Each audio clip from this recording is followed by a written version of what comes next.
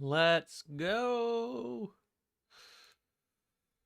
Oh, I was up late last night, everybody.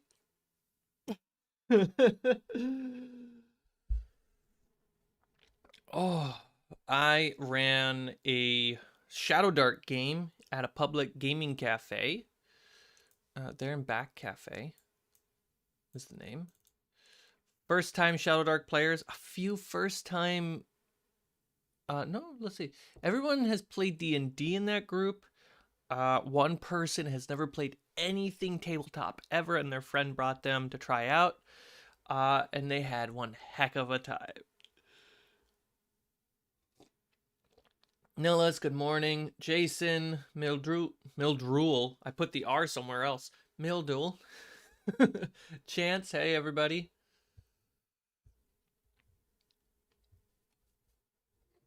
Oh, it was great.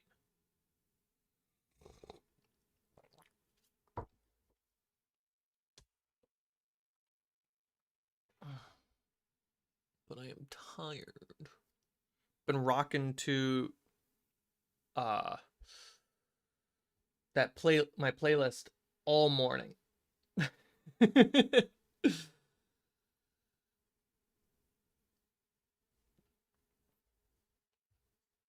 Let's see. Oh, I could put on some music for us, some background, copyright free,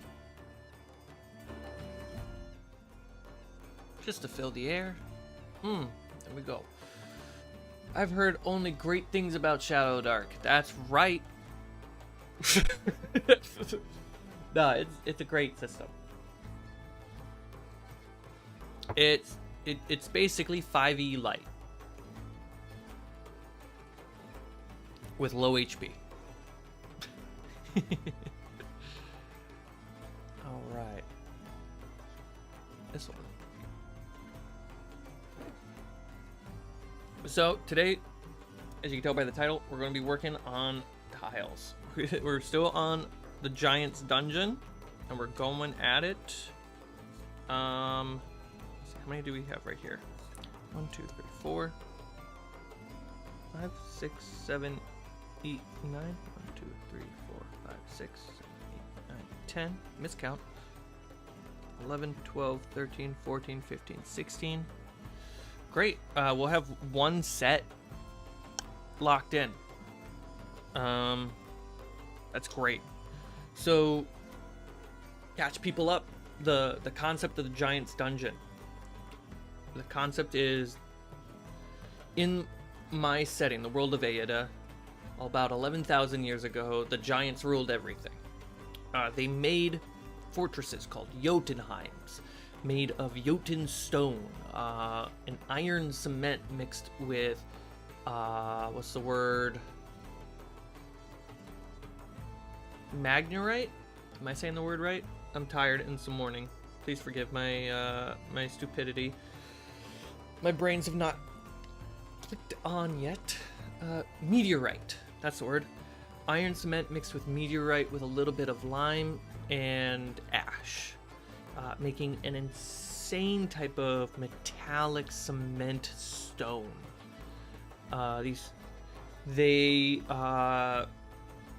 So the concept to visualize a dungeon made by giants, I have a few projects with like subcategory projects within the umbrella of a giant's dungeon. First are the tiles. I personally play with scatter terrain versus like building a perfect dungeon right in front of my players. And so we have our dungeon tiles that would get laid out, and you may see that they kind of look like the gridded tiles that you would see from somebody else. Like Black Magic Craft made the classic 3x3 dungeon tile. My idea was to scale things up, that every 15 feet is its own tile, and trying to give it like a slab of stone look to it.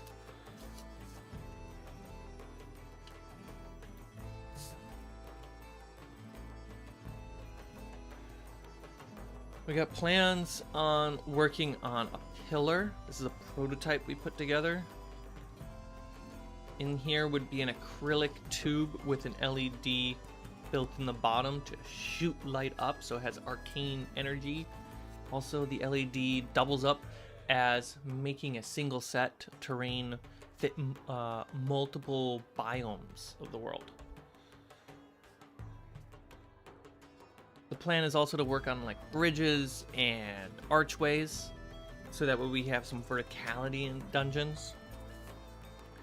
I have a random dungeon generator based off dice, and the hope is that these tiles can kind of work with that, so when we go into a dungeon I don't really know what to expect. I can roll, and that roll can correlate with the tiles, and that can tell me how many tiles I need to make the dungeon room, the hallway, whatever. Color wise, we've been working with these kind of three. This is the Shadow Realm, the UMBRAL look, which is a mirrored reflection of the above ground. This is, I need to add more colors to this, but in general, this is Jotun stone. It's a very like heavy sentiment, irons, gray stone look. And then if we can get to it, a desert version.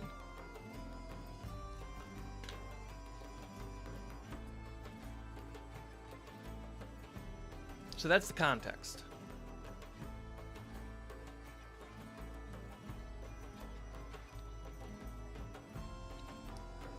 I just watched your D&D Basics video. Just download Peril in Pinebrook. Probably I will start reading it tomorrow. Heck yeah. Yeah, I think that product's lost to Twitter at this point because they don't have it anywhere else.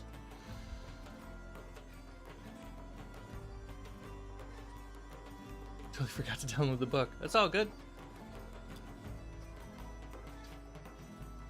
So I want to make these 4 pieces into dungeon tiles today. At which point I will figure out what we do next by then. So let's just chill, relax, enjoy this royalty-free music, not like what this stream started with, and have a good time together.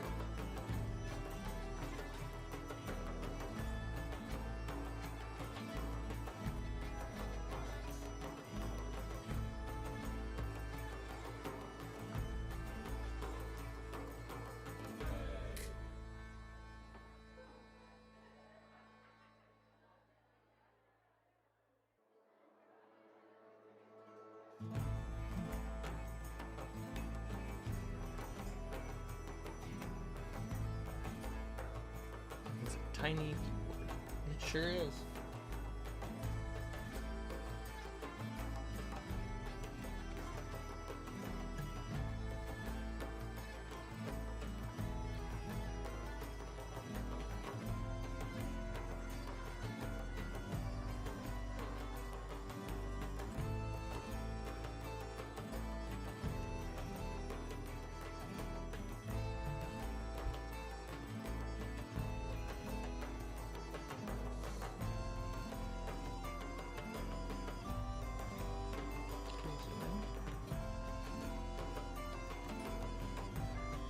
Wobble, wobble. There we go.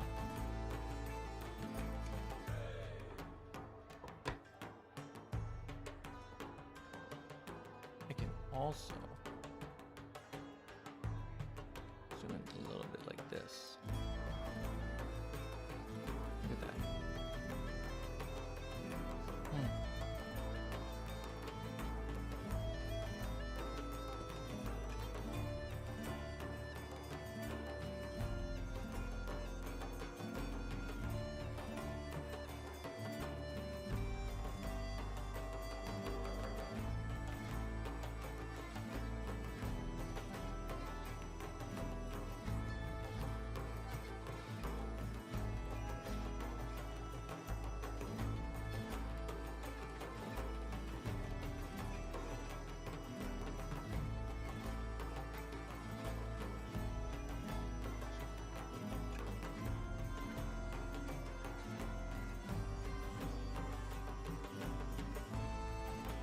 Ooh, so I have the next game to be released, the one-shot that we did, the vampire one-shot, with Roll D5. That's all ready to go. I just need to do some final touches on a player interview with Onduin. Have that uploaded. I'm uploading currently all the versions for like Patreon members, and that's really what's happening in the background there. Otherwise, that one shot should just be coming out real soon.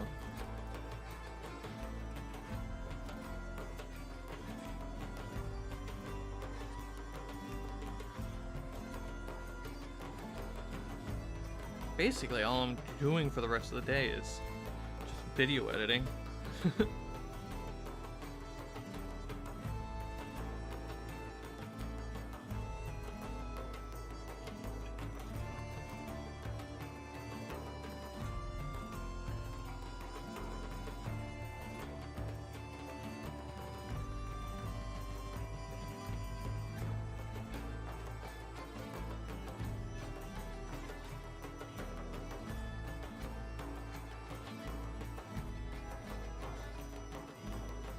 Fix a thing. I just noticed it.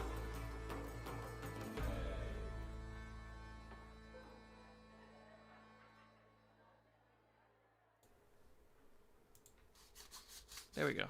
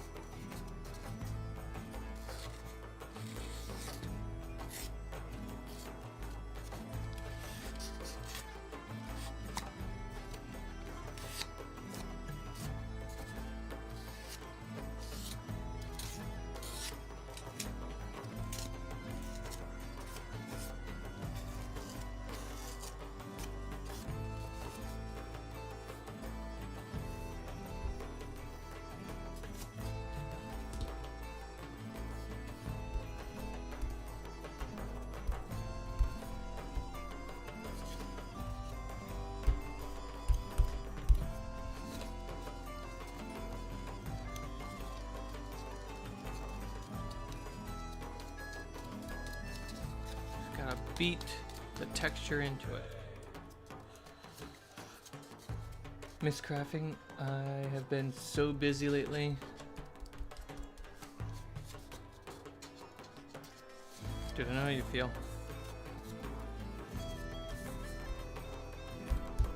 It helps, you know, dedicating a specific window of time, either once a day or once a week, just for an hour, at, if you're lucky, 2 hours.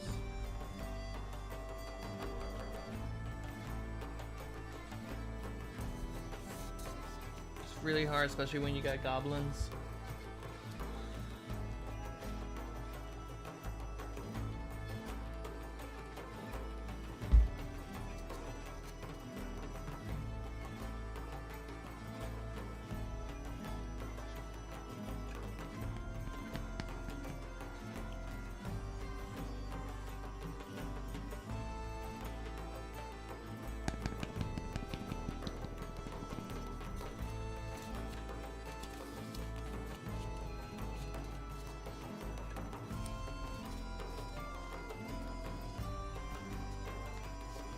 I mean, you can always attempt to make the time hanging out on the stream your crafting time.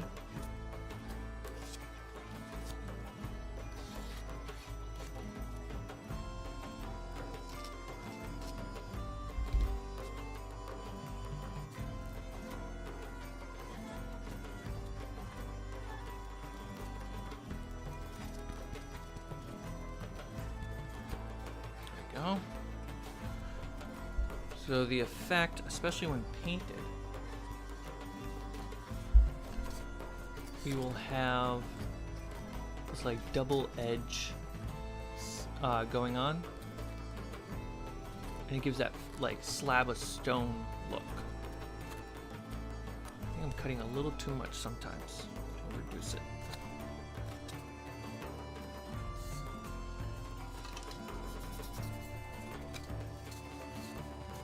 Well, this is a dangerous piece to use. Swap off this.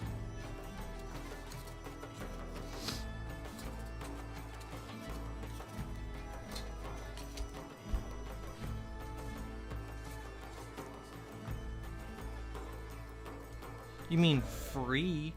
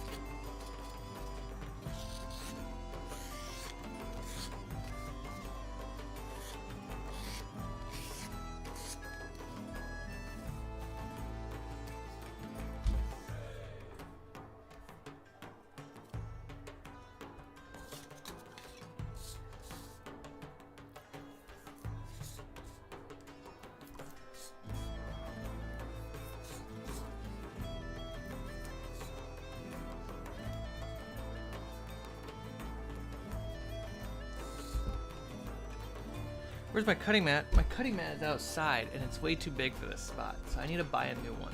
Thank you for reminding me. I need to buy one just for this spot.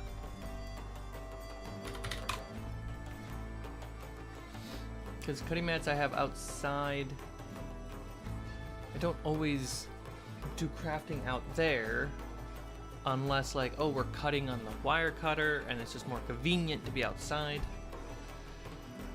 A lot of times it's just convenient being right here.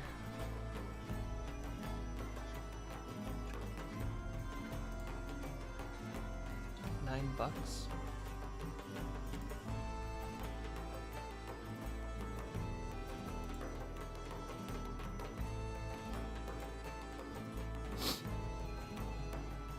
Oh no, I got that morning sniffle itch.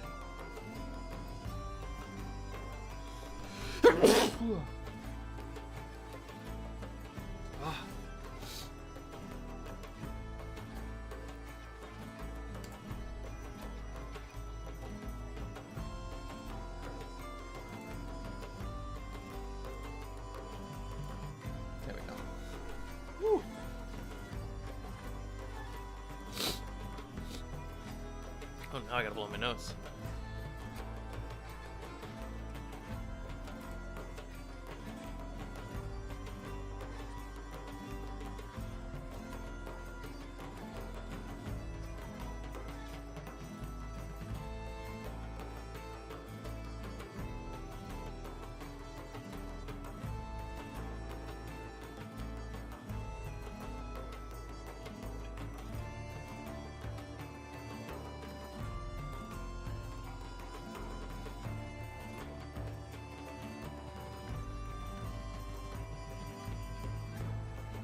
Ah, feels great to blow your nose.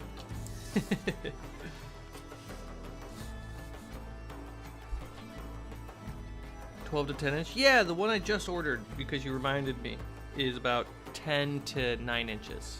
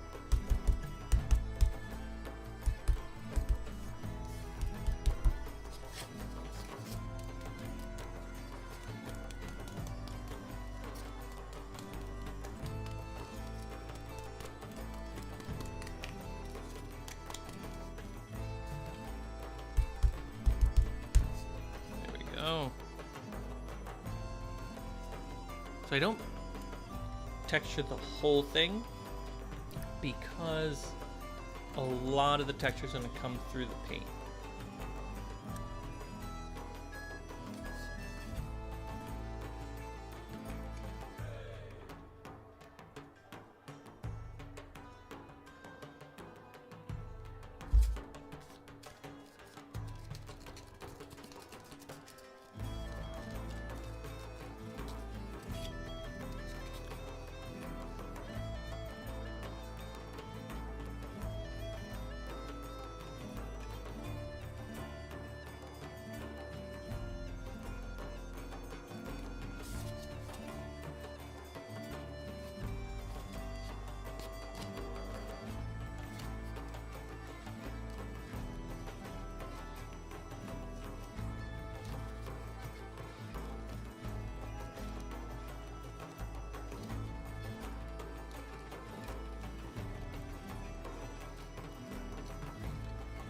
Did you ever get to finish your tiles?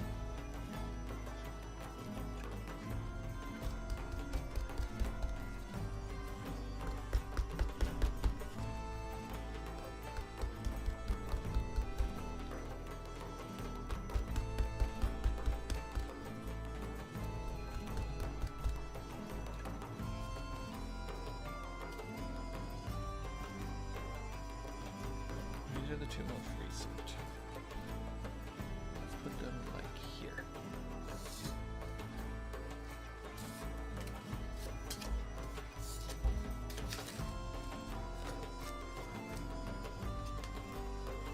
Because I know when I was doing the other tiles, I didn't even finish cutting them out. Between housework, work, Goblin's Care, also you guys moved. I had to put them away for a while, for sure. Like, one of the reasons why I stopped working on the previous tiles where they were too big to feel like I accomplished something. They were too repetitive, as in like I'm making so many versions of the exact same thing over and over, and then sometimes like the lava one was so high resolution, and though they were awesome, they weren't actively coming up in the game, so it felt like there were more important things to work on. Whereas these tiles are very specific to the world building, and I want to see the set come to life. I want to see the world come to life versus just making tiles for the sake of tiles. And that little bit of motivation and kind of like narrative in my head change is a good thing to drive me to making what I want to make. Setting the right goals. Big T! Finally able to join one of these streams. Love your work so far. Thank you so much.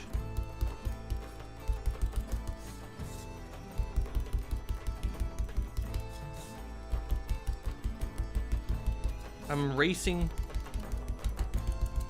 to get the next adventures out and into your eyeballs. I swear it's coming. The best, at least there's the uncuts. Yeah, the time it takes to make those cinematic edits, it's like every minute of runtime in those edits takes, you can imagine 10 minutes worth of time put into each minute. Which ends up being a lot. I want to use this set. Not to mention the goblins' birthdays and my anniversary. Oh man, it's just so much. Oh, that's so frustrating and scary. So stressful.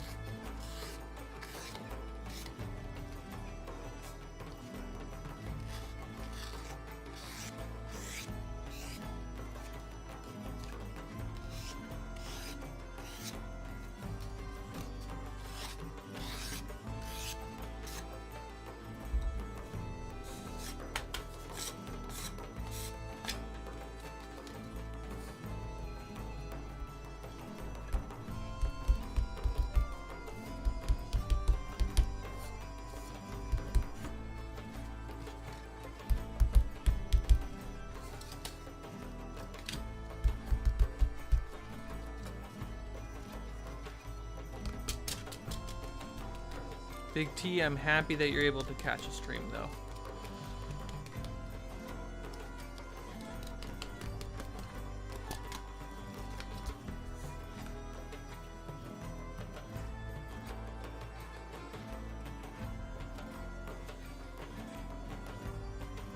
You got a new binge.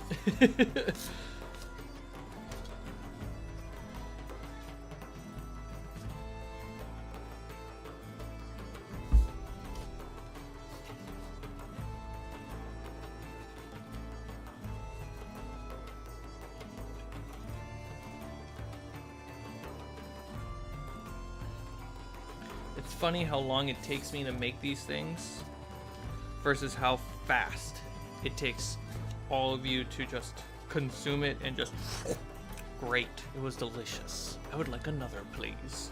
It took me so long to make it. Another. Oh shoot, I forgot to cut the edges off of this one. All right.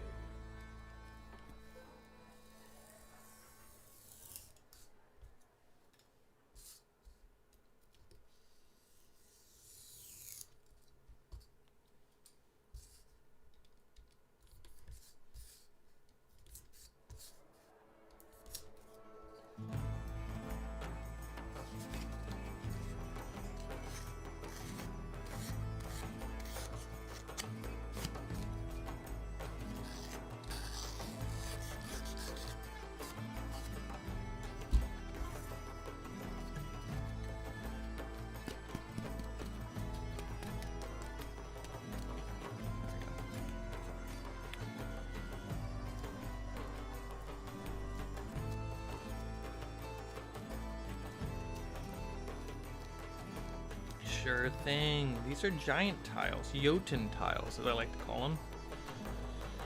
So, the classic 1-inch grid kind of tile, that would be made by people this size. Whereas these tiles were made by people this size. Much bigger. And so, the idea is for the tile part, we can make hallways, large rooms, and just have a visual of the floor plan. Even with some corners to make some round spots.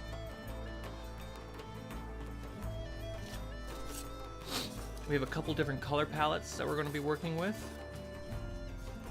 And we even have pillars that now we have a prototype for that we can explore. We have archways that we have to make, not too many, just like one archway, one pillar per color. Want to make a couple bridges so I can put those together so that way we can have like different levels and floors. And the whole point is that in the setting of the world is giants ruled 11,000 years ago. And so what were their castles, their fortresses, their Jotunheims like? Well, they would be some of the dungeons that you could explore. So if we know the culture and the architecture that made those dungeons, we can make a very specific aesthetic of tiles and set pieces that allow that world building to exist.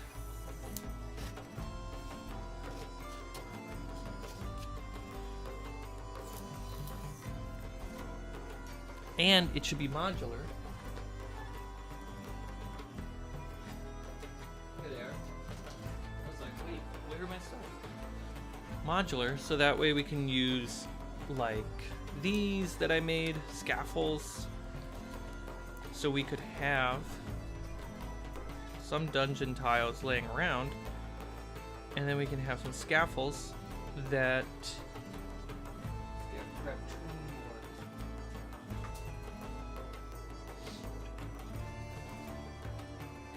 some scaffolds that would actually bring you up to another floor of dungeon,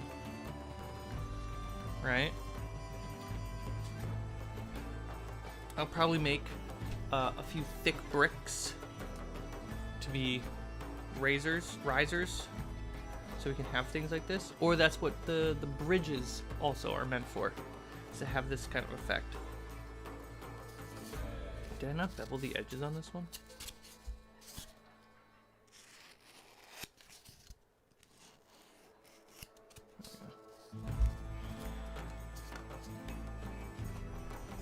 Yeah, so aesthetically they are just giant slabs of stone.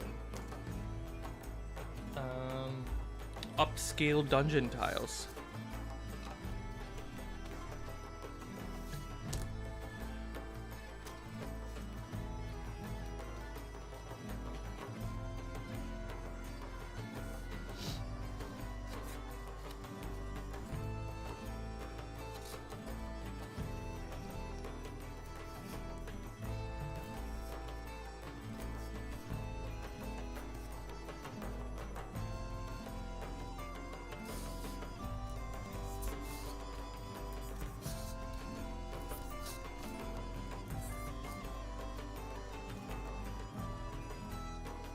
Gotta blow my nose again. My tissue. There we go. Mute the mic, you guys don't need to hear me blow my nose.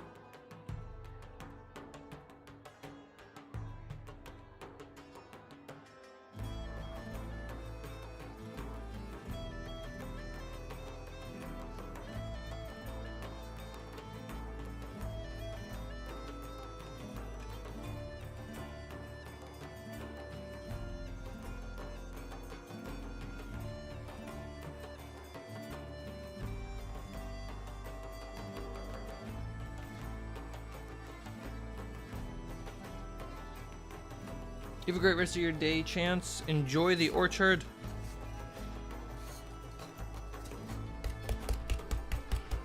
Allie's been wanting to take me to one too.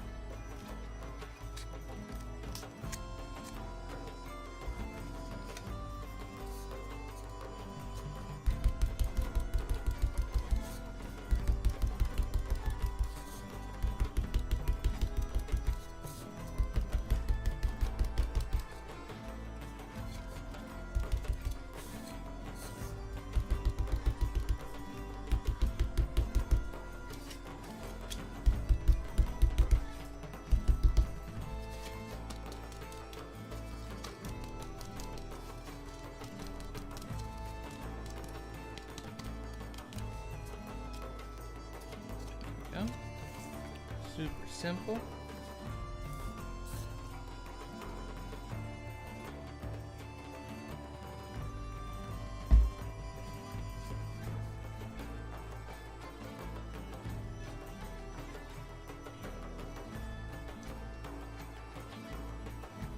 A little bit of story time about D&D. So I have run Curse of Strahd, not Curse of Strahd, Ravenloft, the original Ravenloft, now 3 times, 3 different games with different people.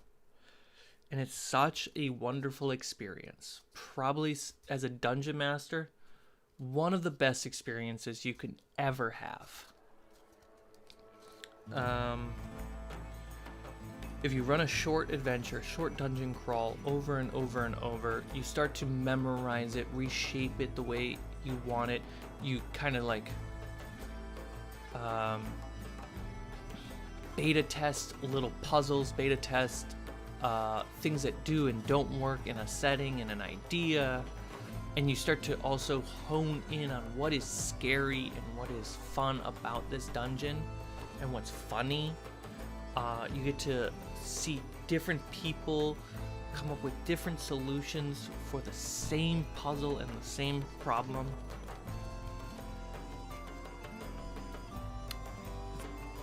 my favorite.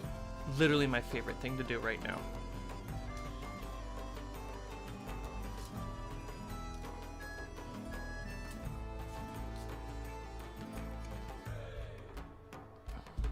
Look at that. We did a whole set of tiles. Oh no, we have to still do some corners. So we got 3 corners done. We need a total of 8. 1, 2.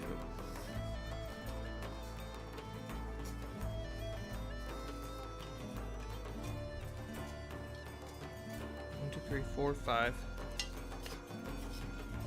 6, 7, 8. Then we would have a whole set.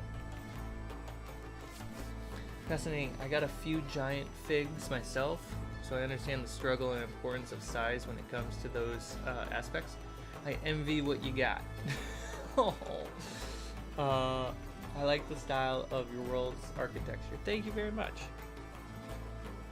Yeah, we got, when it comes to architecture, giants, they're kind of this like ancient stone meets brutalist empire sci-fi vibes, kind of Forerunner from Halo. Ooh, that's a little much. Let's just carve up these guys.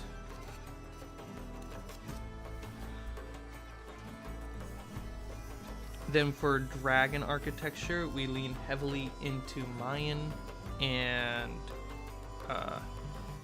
Aztec. I want to learn a little bit more about Incan, because I might add some of them in there.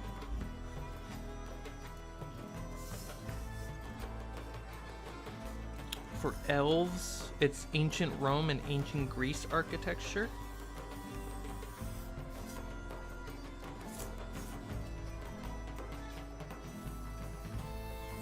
And these are all dungeons sets that I want to make on this channel, which is going to be a fun project overall. And I'm having, you know, composed music made for all these different types of dungeons too, which is fun.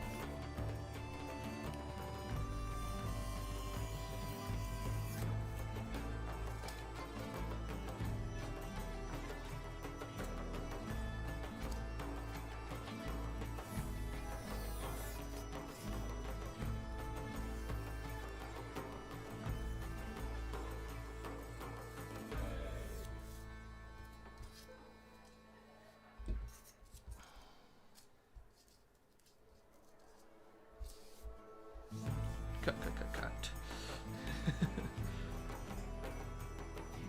Cool.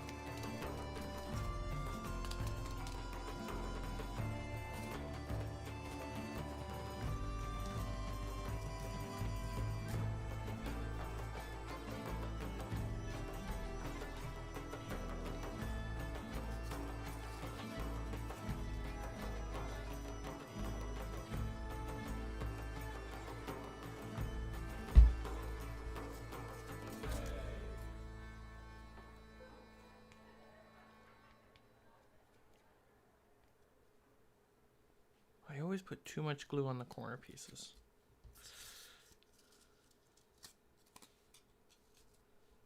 I mean, the tips are always a problem, so I guess it's not that big of a deal.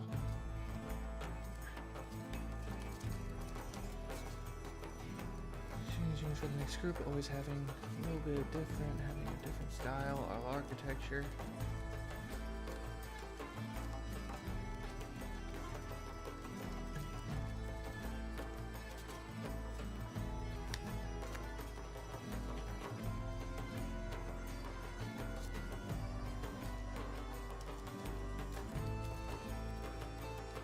Yeah, I mean, I've had a group where they kill the vampire, and I've added in the original the original Ravenloft, I've added the heart from Curse of Strahd. It's a good touch. It gives a little bit more purpose. And I typically just say there's a cursed blizzard around the town. To end the blizzard, all you players learn all they have to do is stab the heart. Or not stab the heart, they have to kill the heart.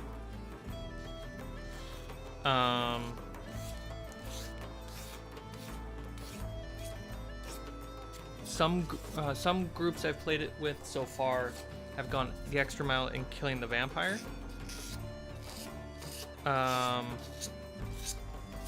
Some groups have gone the extra, just the mile of like, let's just get the heart. I've recently added the Davy Jones logic to the heart, where if you, that the castle always needs a heart. Oh, did I just carve the wrong piece? It's okay. It's unique.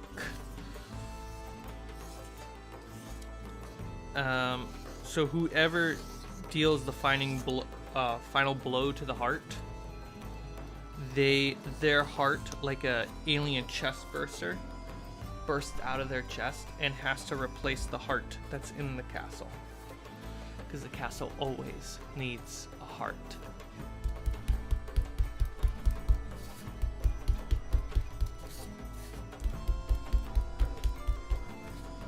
Kind of sad for that player a little bit, where they're like, wait, what? Only one group has put that logic together before it happened, and so they were able to kind of like psychologically prepare.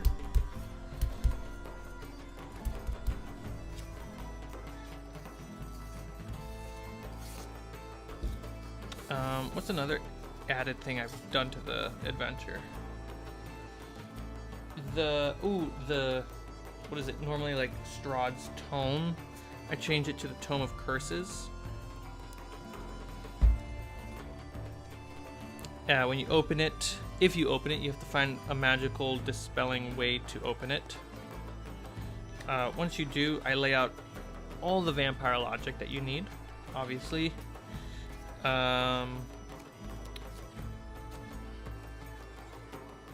But I describe it in the beginning. Oh, you have to find the Tome of Curses, made from fallen heroes.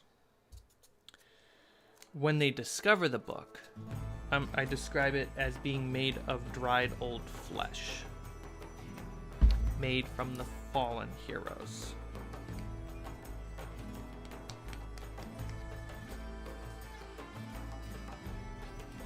Last night's group, because so many characters can die in Shadowdark, they found the new character of another player, because when you die, I just say like, oh, you discovered an NPC, like a prisoner or something, and they become the player. They had bite marks, and they all sat around for a good 30 minutes debating if they should make this player into a vampire so they have better chances of fighting and surviving.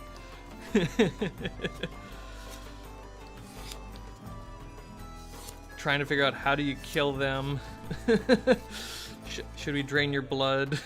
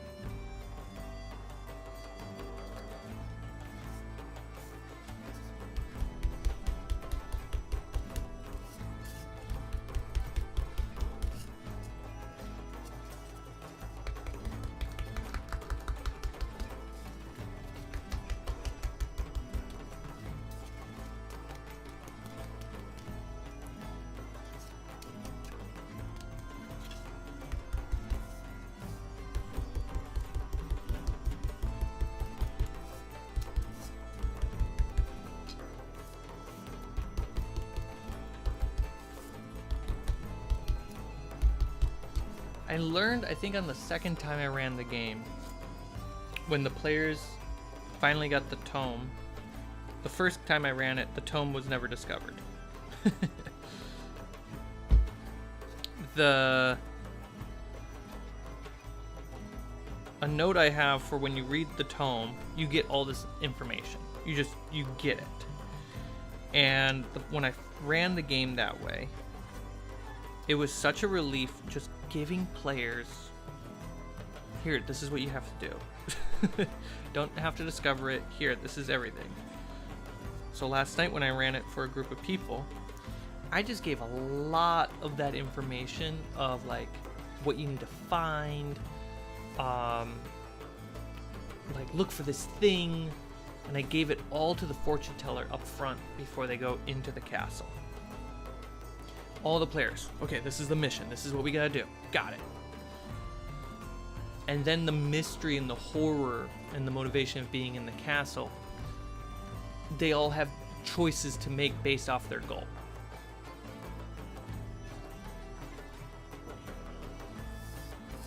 I was like, okay, learning how to be more efficient as a dungeon master. It's really great.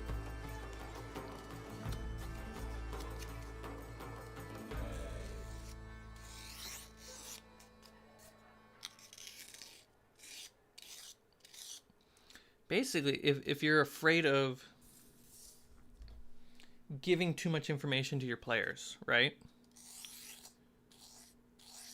You can do it as the way I'm learning it currently. You can do it in like a multi-step process.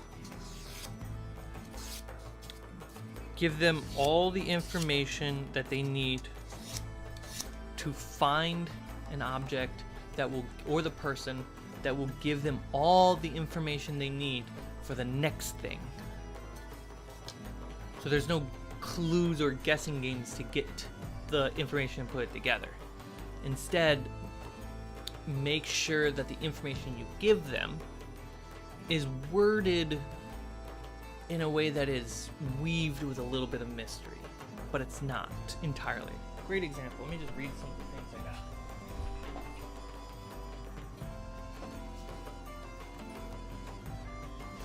I also run Ravenloft as if it's a Jotunheim made by giants.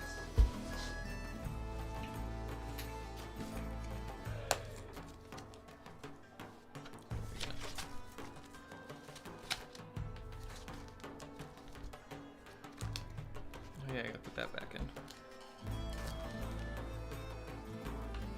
Yeah, so I'm like, as they're riding in the carriage up to the castle, they're in the carriage with the fortune teller, and the fortune teller tells them from the spirits, the treasure we seek is in the heart of the castle. Remember, they need to destroy the cursed blizzard that is locking them into the town, right? Well, to end that, you need to destroy the heart. So I make sure that I say the treasure we seek is in the heart of the castle. Also saying that the treasure room is in the heart of the castle, the center of the castle. To accomplish what we wish, we must find the Tome of Curses, made from fallen heroes. So this is the object that you need to seek. This will tell you how to do what we need to get done. The book will help you end this accursed blizzard and free the town. Laid out very straightforward. Then the next thing is, avoid the darkness without a light. The UMBRAL, the land of the dead, will find you otherwise. So now I'm telling them, you need light. You want to make sure you are with light. And then we kind of just get into the dungeon. I have all the rooms for the main floor here, all the rooms for the dungeon here, all the rooms for the upper floor here, and then a little bit more of the upper floor here. Secret paths and hallways and stairs, which for the most part I've memorized. The tome, I should clean this up a bit, but I'm like, you get advantage against vampires now that you've read the book, which means you've learned the ways to be more efficient at killing vampires. You're less afraid of them. And if you want to kill the main vampire, you have to bring them down to 0. They'll go to their crypt and you kill them there. but to kill them while they're in the crypt, the heart has to be destroyed.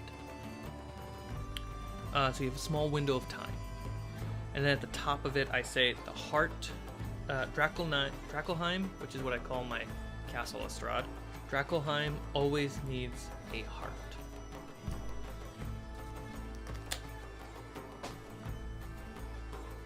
And so because they read the book, whenever they have a question about vampires or something like that, they, I give it to them because they read the book. What if the vampire lives in the French Quarter of the townhouse? Well, then he's got to fly in, drink his coffee, eat his baguette, and he'll get there. Obviously, Brian.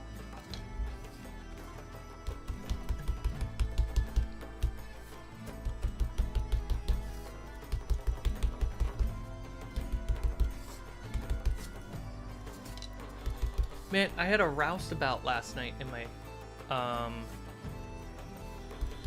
in my group.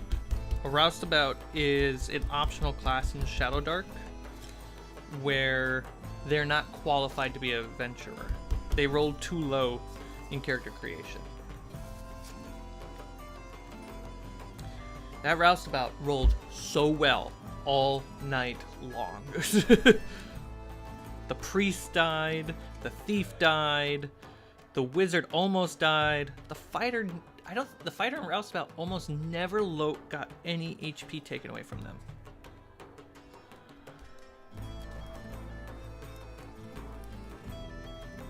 But then again, there are certain things in the game that you don't always attack the HP. Like if a vampire drains your blood, it's attacking your constitution. If a shadow attacks you, it's attacking your strength. If something horrific happens, I'm attacking your wisdom. When any of those drop to 0, it's equivalent to dropping HP. Have you seen S1 or S2 of Interview with a Vampire on AMC? I keep hearing it's really good. I have yet to see it.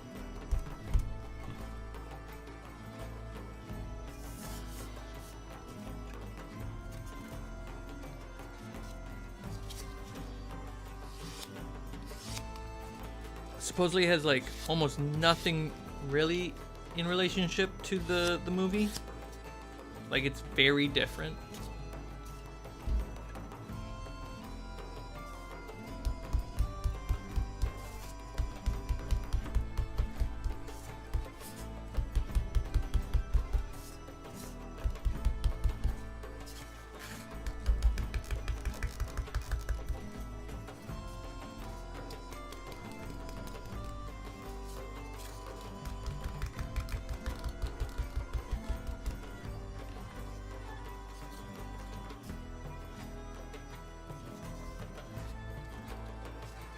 Closer to the books in spots.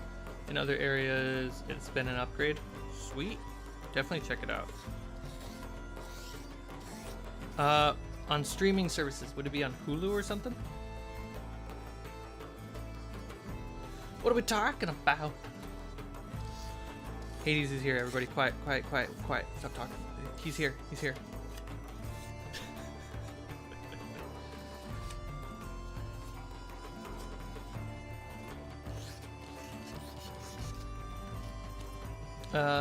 Camera work reminded me of your work in the movie called Stay from 2005. Alright, I'll check that out. It's on Netflix.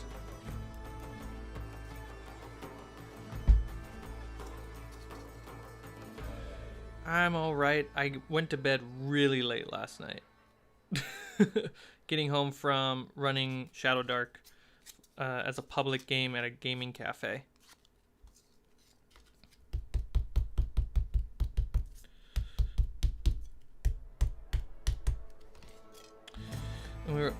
I ran the original Ravenloft as a one-shot. Technically, the castle is a Jotunheim, so I would, if I could use these tiles, I would use these tiles for that. But yeah, we were talking vampires because Strahd.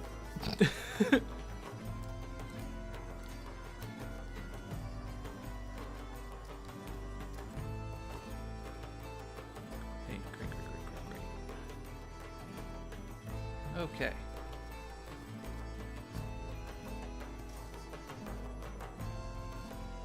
So the tiles on the right are the ones that are currently drying. Everything over here, dried.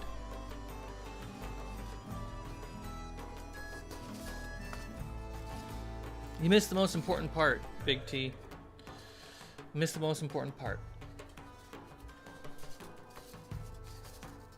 When life gets you a shot, you gotta take it.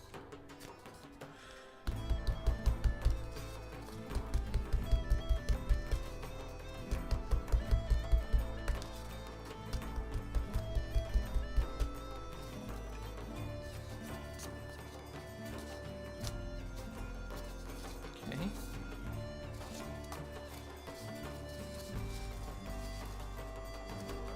Beautiful. All right.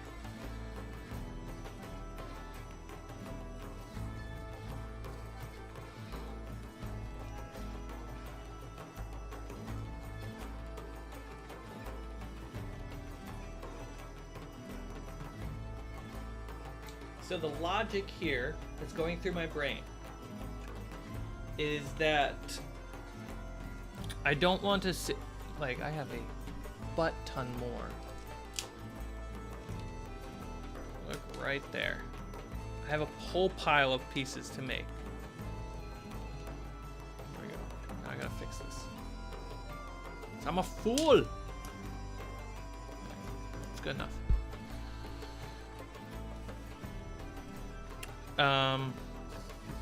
And rather than just be in a constant state of sorrow and just do this over and over and over, I want to actually take this as close to the finish line as possible, and then we'll do more pieces as we go. So the next step is not coloring. The next step is actually, surprisingly, magnets. We need to put 2 magnets on every side.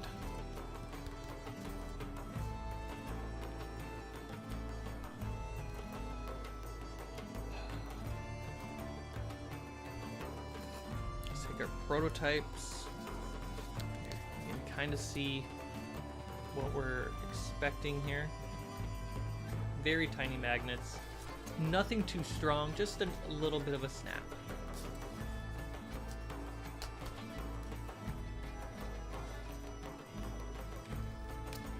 That do?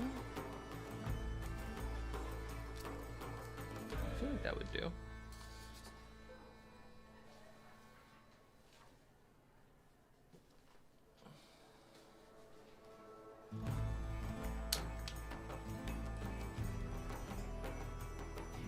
Am I still doing film? Yeah. Just define film. Yeah, that should do. The idea of film is currently in its evolutionary changing form.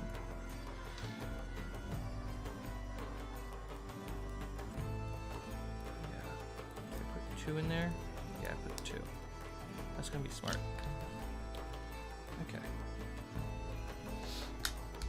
Corridor? Oh yeah. I edit React. Like every week.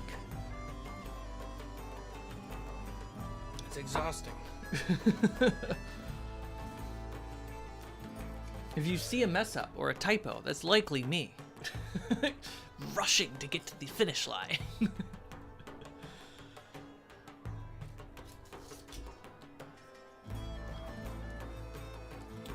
Alright. So we have 8 centimeters.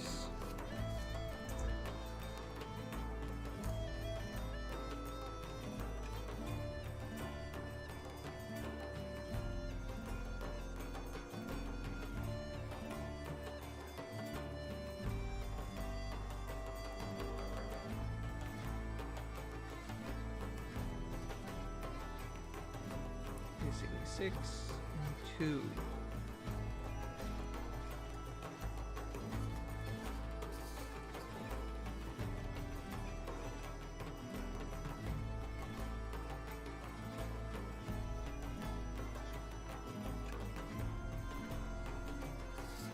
This is going to be a slow process here. This is actually what I want to do.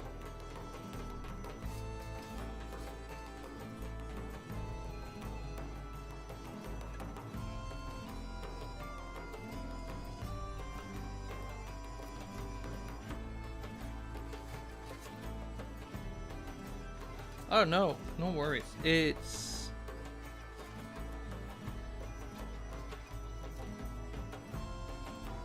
you know, the filming part of React I don't do. I just do the editing and then pass it off to the next person to finish it off.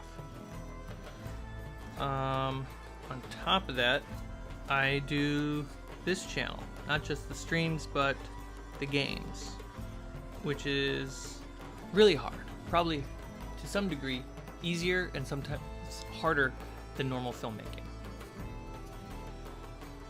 Alright, so we have the holes for where the magnets would go. Do that to all these pieces, just so they have a bit of a snap to them.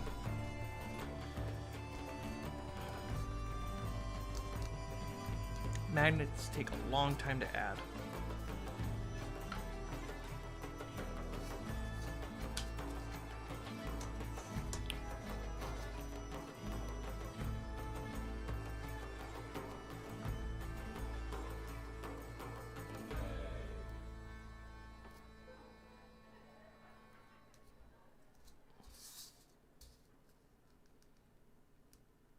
Another reason why I don't want to make like too many versions of this set is literally this. It just takes so long. Yeah, making something cool, but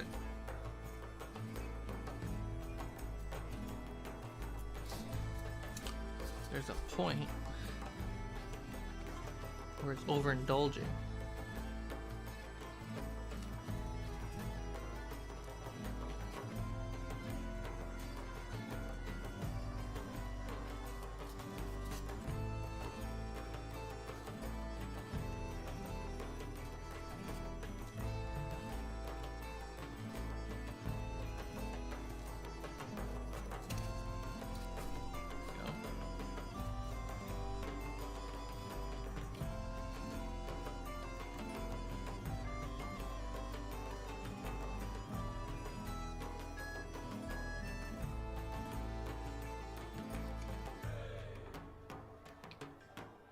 I didn't know jack crap about the metric system until I started crafting. It's just more accurate when I'm going to micro level scales. Remember, there are Americans who use metric systems. They're called drug dealers.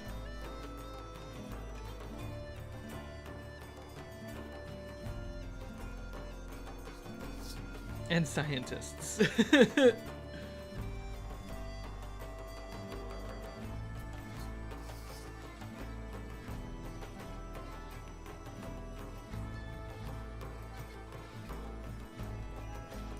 More accurate when I go to a smaller scale. It's also my Proxon, the wire cutter, is built with the metric system on top of it. So I needed to just get familiar with the metric system to just use the Proxon without thinking.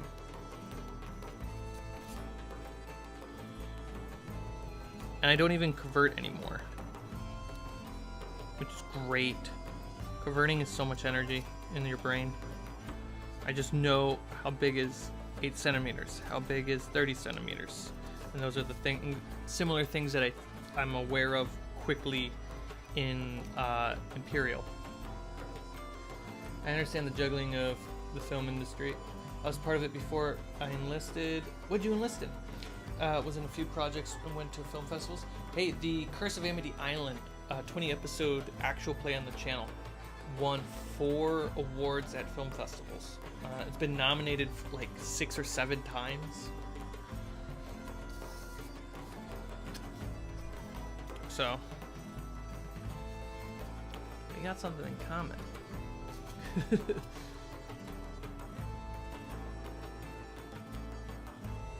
D&D and crafting and science is its own drug. This is true.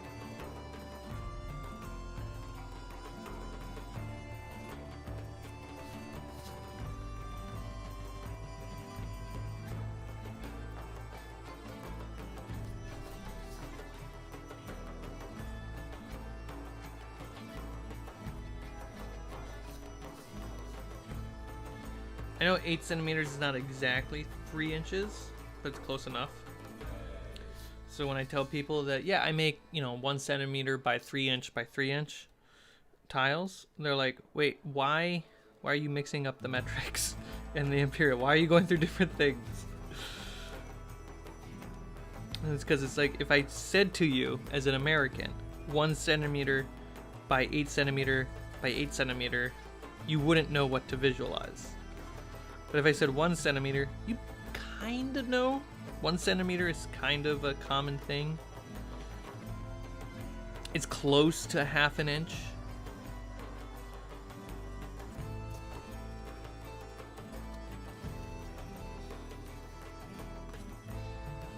I mean, that was 25H. That's pretty cool.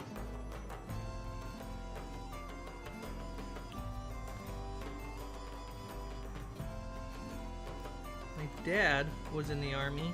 I am a brat. When we moved from Germany to the States, after Desert Storm, he switched over to the Guards. That is a broad stroke statement that covers my relationship with the military. Or at least my experience, not my relationship.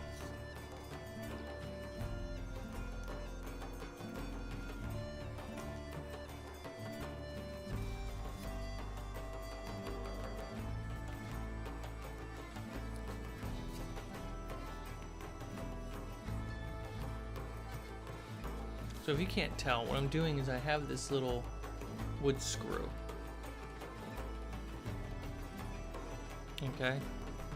And I poke a hole at the 6 centimeter and the 2 centimeter mark because this is 8 centimeters. So 2 centimeters in, 2 centimeters in. I poke a hole, I dig in, and I just screw it. Maybe like a 1/4 screw in.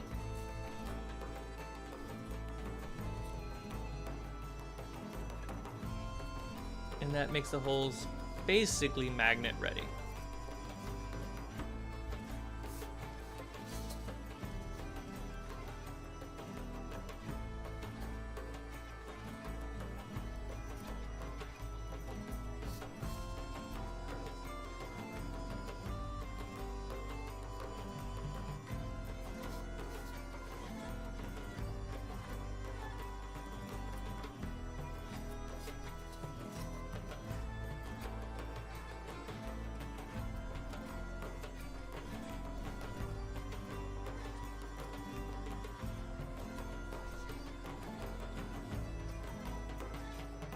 Satellites on the field. I think 25H is what my dad did. Network communication system specialist. My dad mostly stayed in the communications truck. Occasionally he had to go out into the field and set up a new satellite or set it back up.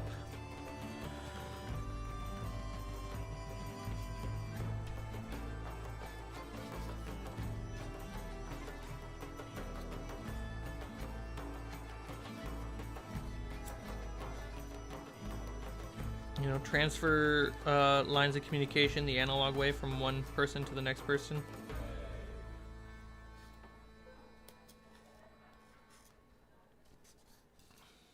In Desert Storm, he was a tanker, though. I rewatched Curse of Amity Island all day yesterday. Wow. Went to bed at like 1 a.m. 10 episodes left. Okay, that makes more sense.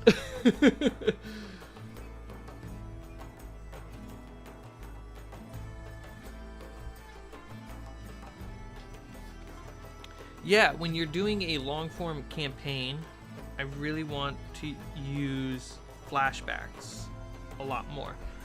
I don't think I made a video about this yet. I need to put it on the list of videos to make. It's hard to make more talking head videos, which is good for and healthy for the channel, while also trying to edit the games. I need to make a video talking about flashbacks. And the importance of kind of doing them the right way, and the dangers of doing them the wrong way.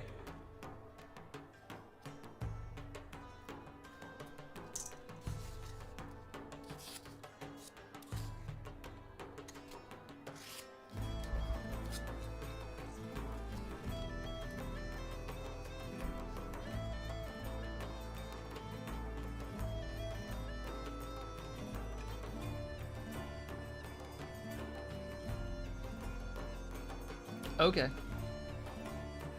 So yeah, I have a concept of what your job is. On the weekends at the National Guard, my dad would often take me out on the field. Then they're doing just kind of like a field training exercise where the unit gets together to put up the satellites and make sure everything's working. And I just hang around in the truck. My dad had a mobile setup for an old PlayStation 1, and I would play like Dark Cloud or Monster Hunter, or I would just wander around in the field and get lost, and every hour or so him or somebody in the unit just yells out for me and I just have to respond, and I say, yep, still here, and they're like, great, moving on. That's a good I think one of the, from my experience in the military, when somebody has a kid and they bring it on base or on a very light load, completely safe exercise, everyone kind of becomes uncle and aunt mode a little bit. Not completely, because it's not your kid, not your problem, but just enough because you care about your fellow man and woman.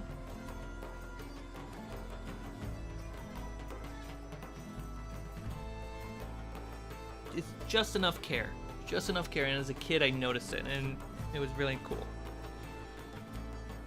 Obviously there are a couple members where they're like, don't give a shit.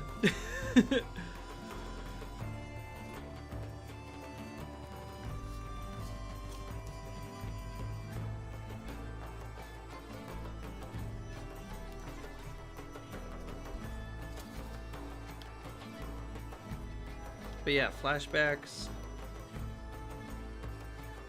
One of the things I like doing with flashbacks, especially if you're doing long form campaign, is since you don't get to see everyone often, it's pretty great to start with like a 10-15 minute flashback in the session. Something connected to the backstory of a character to bring their story to the forefront and for everyone to enjoy. And you make sure that in a long form campaign somebody's personal story doesn't get lost.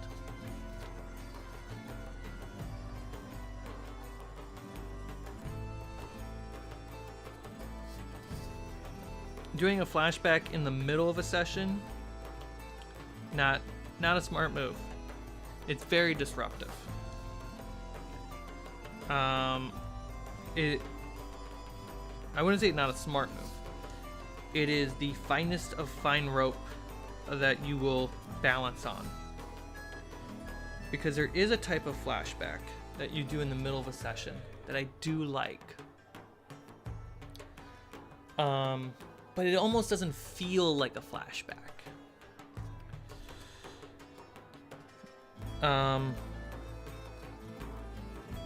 Yeah, I wrote down the concept. It's motivation for preference. So when you have a character that chooses one thing over the other, Like, oh, I'm gonna take the red door over the blue door. When they choose that, you describe or talk to the player in the very moment and try to figure out what's something that motivated you picking the blue door, other than some of the logic. Like, what's like a bias that's happening? Maybe their mom's bakery had a blue door on it. Maybe their home had a blue door on it. And when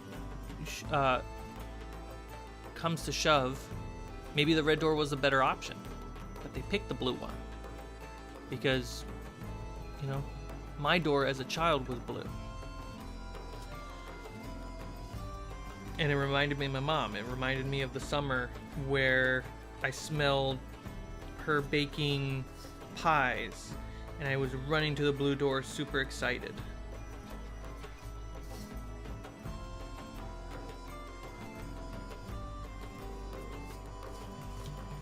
It's not necessarily a flashback as much as it's like, you know, you're describing something that's deeper in, but it technically is a flashback.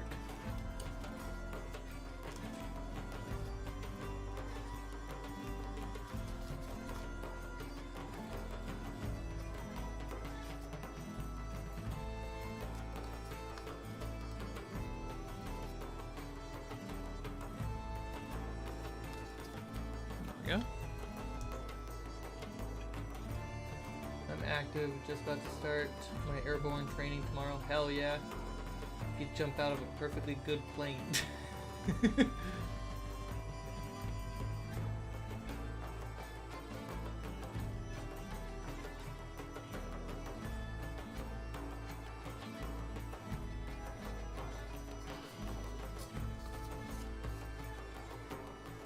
I'm pretty sure my dad would have stayed active longer if he did not have me.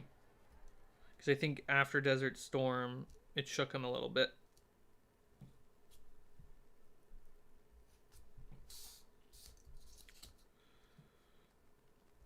But he was also, you know, he originally wanted to be military police, and then he became a tanker.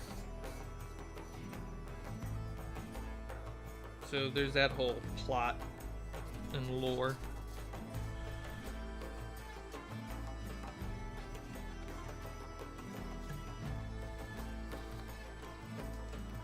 Also, Big T, I don't know if you watch him, Johnny Harris, journalist, YouTuber, really good budget, makes good enough money that he has a good budget and a good team to help make good videos. He recently just did a video on what does the government spend their money on in the military. And he breaks it down visually too. Is this a bubble in here? It might be. Cross that bridge when we get to it.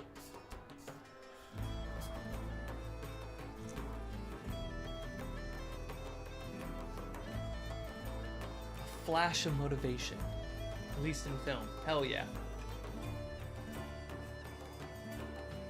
He also, I appreciate this one, has a video about gun laws in Switzerland and how that inspired the original Second Amendment.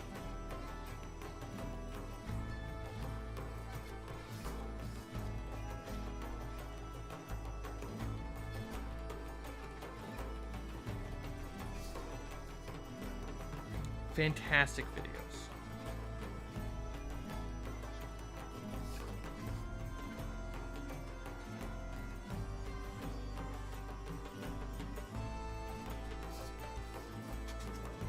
Am I missing something in the chat?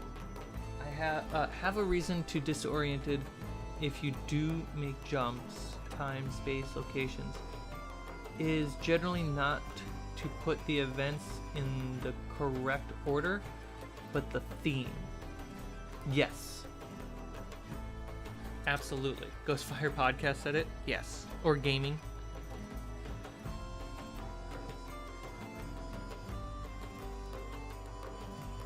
Might be biased.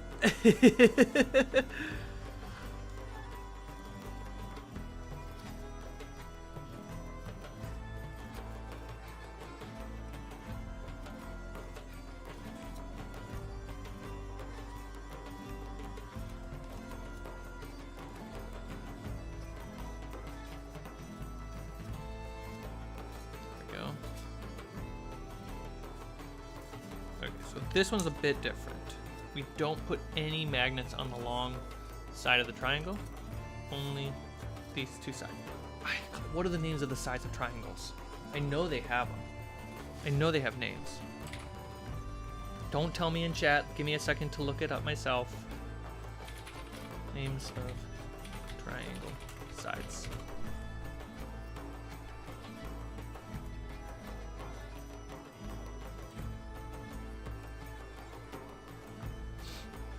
So we have a right angle triangle. Yeah, the types of triangles, yeah, sure. That's not what I'm asking. Here we go. The obtuse and adjacent. So since these are right angle triangles, the obtuse and adjacent sides will have magnets. What is this? What is the third side called?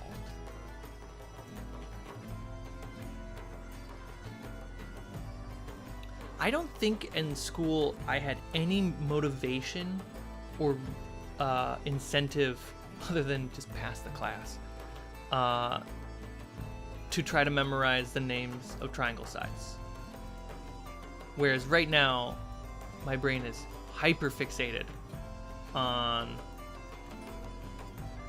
locking this in. I wish I was a crafter in high school. I would have had so much more motivation to learn.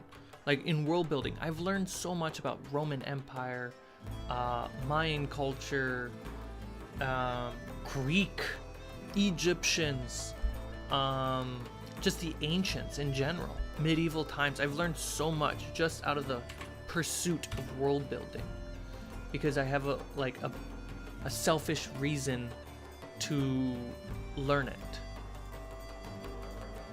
All right. Hypotenuse. All right, so we have adjacent, hypotenuse. It's not opposite. Is it opposite?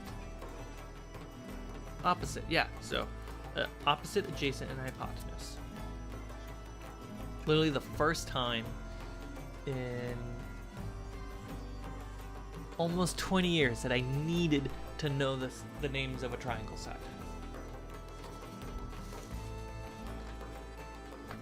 Crazy. It's kind of crazy that came up that way. So it's been slightly cut, so that's where the 6 would be.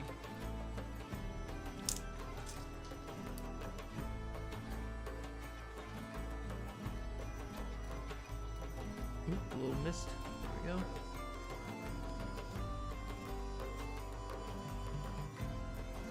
Line that up to an 8. Because I cut the tip of the triangle off. So I have to align it with the adjacent to one end.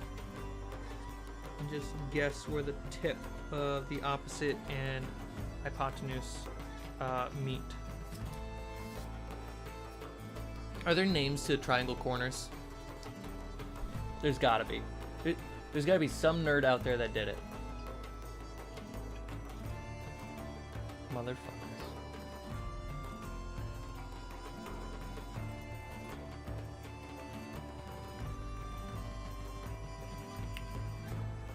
So, is I know someone's got to go, what's the word for the corner of a hypotenuse and an opposite?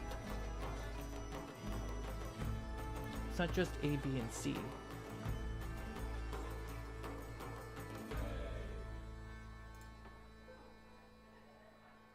Acute. That's an obtuse. Obtuse triangle, though. Acutes and obtuse. Acute, acute, acute. Triangle, we have acutes and a right. Okay. So, got it. Learning for crafting. Suck it, school.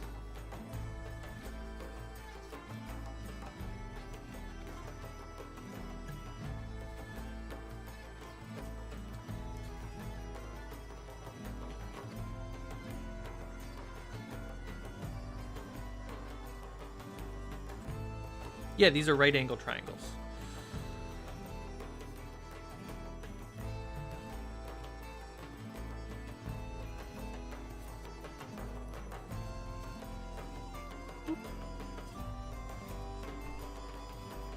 Triangles with C mic.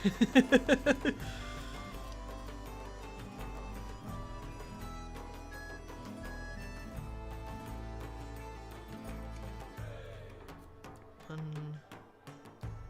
two.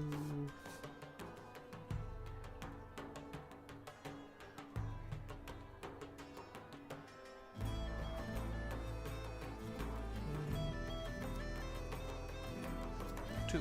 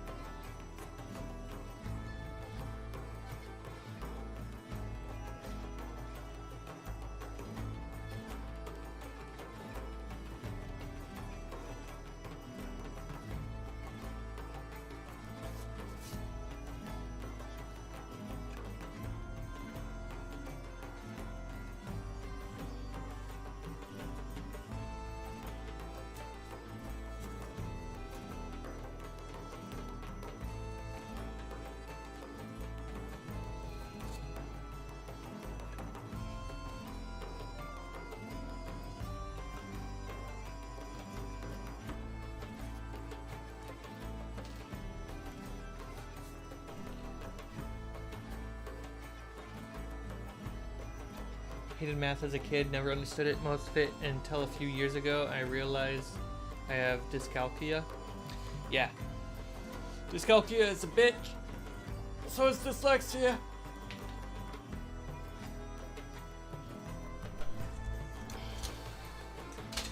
It's like, if there was any equivalent to a light-loaded, massively impacting curse of the brain, those two are the top of the list. Whereas other curses like amnesia or I mean, amnesia is really bad. I would say that's not a light load. That's like just massive.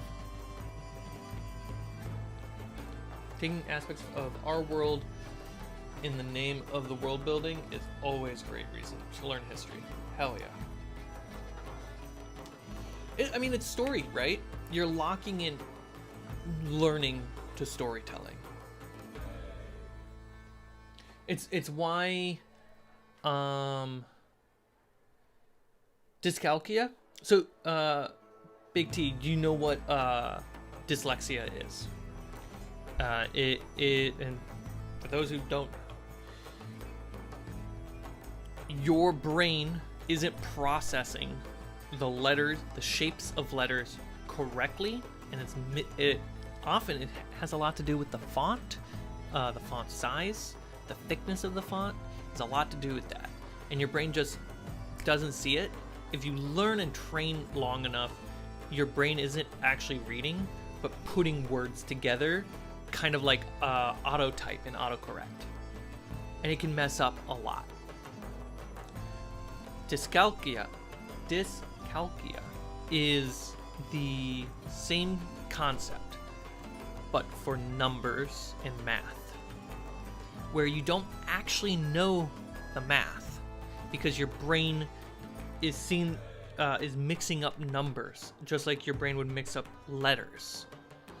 but you have worked super hard to lock in math concepts together. That's the only way to get over dyscalculia, to my knowledge and to my experience, is rather than writing out your math equation is actually harder than memorizing the concept of the math equation. So like writing out 9 times 5, you're lost now. You're like, I gotta figure this out, do this. Whereas memorizing the concept of 9s, which my mom helped me a lot, is you just learn the 9s, the points of the 9, right? So I know the 5th 9 is 45, rather than 9 times 5 is 45. This is why when I do math, I try to figure out, like, what is 9 times 12? Obviously, I know the 9th 12, but 9 times 12. Let's do a different one. 7 times 12. Great. I won't actually know how to get to 12. I'll just do 9 times 10 and add 14. Because that's an easier concept for my brain to grab than doing the math.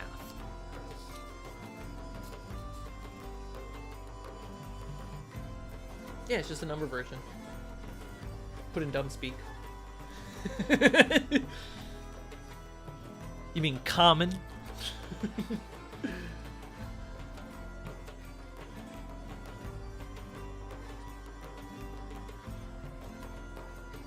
Yeah.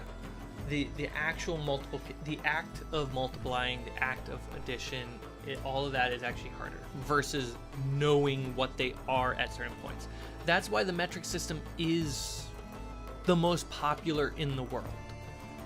It's by tens, it moves up, and it's an easy concept for people even with dyscalculia to actually learn the math, because they're not doing math, they just know the math. 250 millimeters, that's 25 centimeters,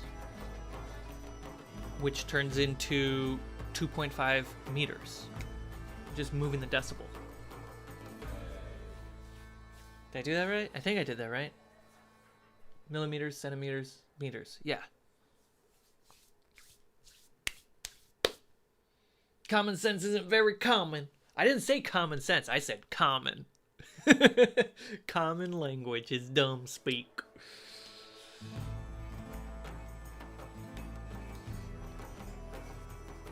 Well, honestly, the common language of the world is music. Let's be honest. You don't need to speak the same language as somebody to enjoy the same music. Okay. Let's see. Alright, let's try out putting a couple magnets in and making sure that we get the directions of the magnets correct.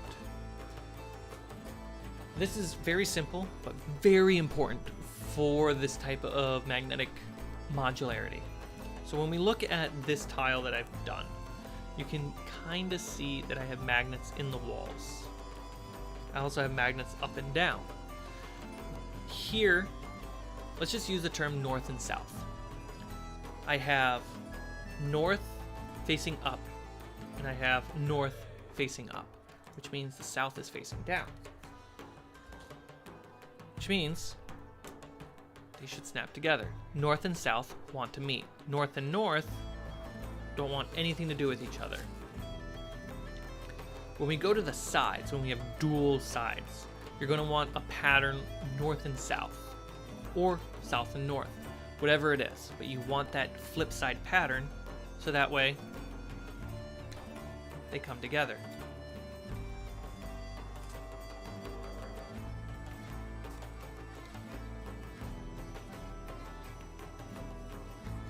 And since I'm building things modular, I want to make sure everything is matching to this.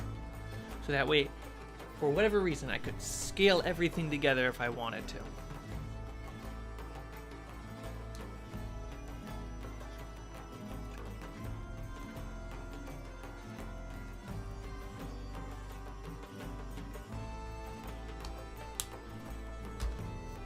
Okay, so 2 magnets. So.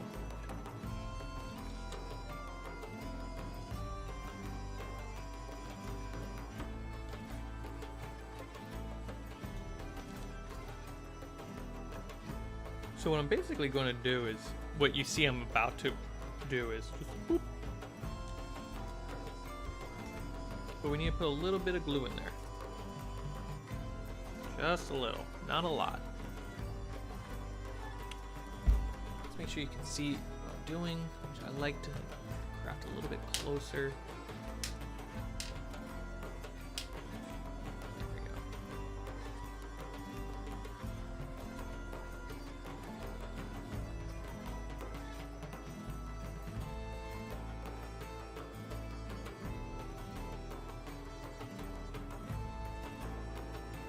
And whatever pattern you pick, south-north, north-south, across the way, you want to repeat the exact same pattern across all sides.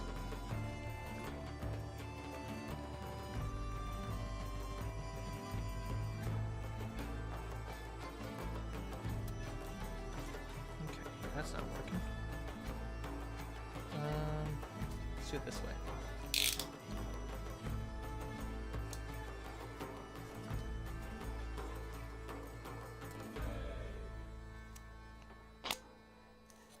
Go.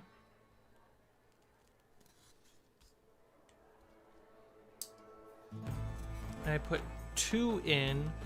It helps strengthen the magnet, and it also gives it some depth to be locked into the foam.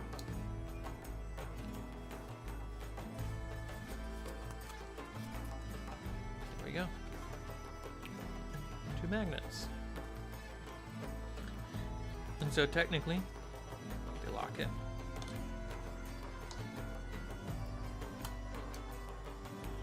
A lot of people have different ways on keeping track of what side's what for their magnets. I personally like having a pre-made piece that I've locked in and gotten done, and I use this as the reference for other pieces.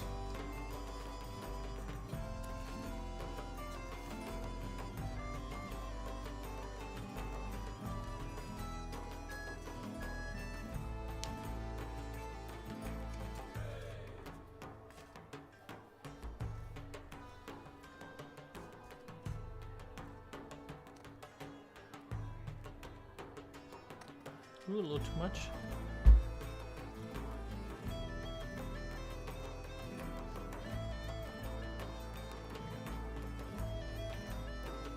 Put the glue napkin.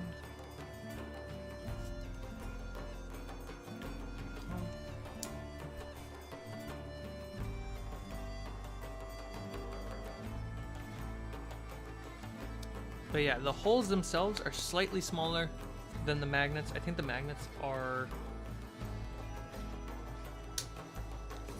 what are they?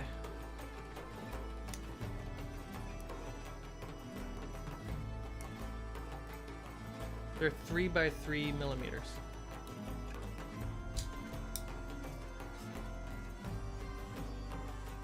And the pilot holes are just a little bit smaller, meaning putting them in is a little bit of effort, which is good. That means they get stuck in there.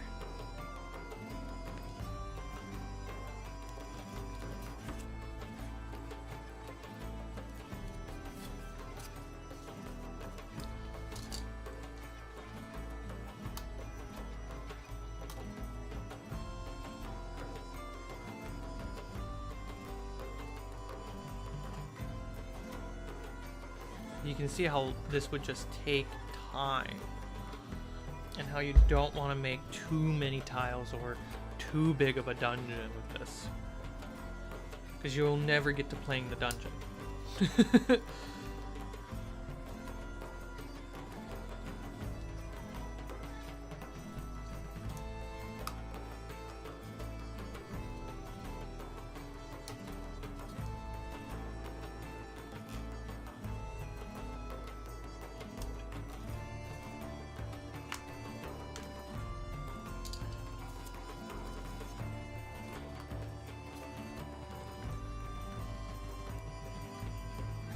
Like, the scaffolds took forever. We have 1, 2, 3, 4, 5, 6, 7, 8. We have 8 magnets per tile. Half that for the triangles. These scaffolds had that 8 plus 2, 4, 6, 8. Had 8 more. So every scaffold basically has 16 magnets. So this, on top of the construction being more complicated, taking twice as long as just making these, the magnet part took twice as long. So this could be said to take 4, maybe 6 times longer, depending on each scaffold, than this. So I'm very careful. I've learned to be very careful with how many steps I'm adding to my build.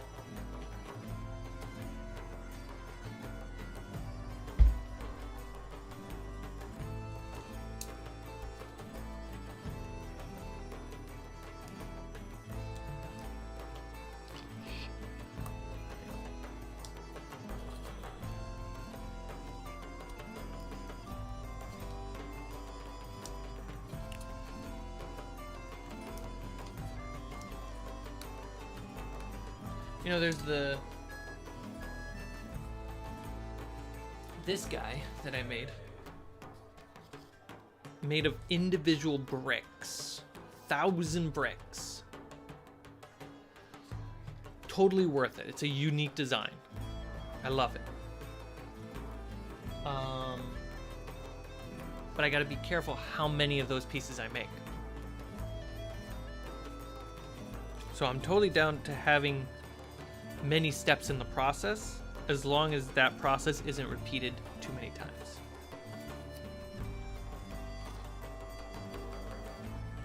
It really should be. I should just put that in the thumbnail.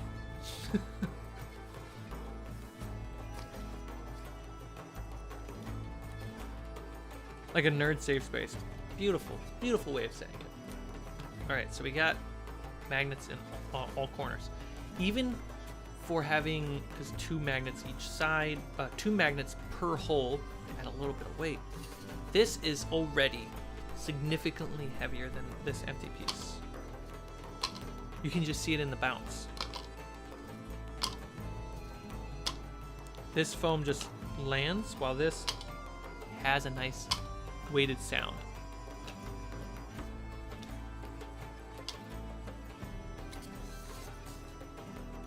And now, oops. Hey, get out of there. Huh? Yeah, it's correct. It's just weight from the other magnets on the other side. Group it down.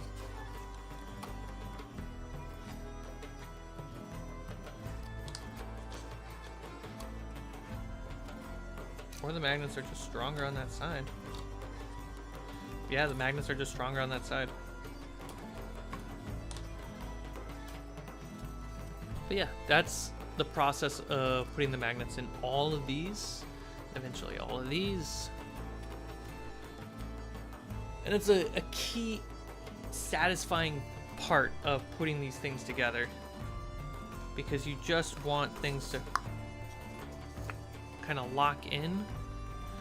And yeah, you're kind of making right angles, but that's where you sneak this in, right? You're making a wider turn.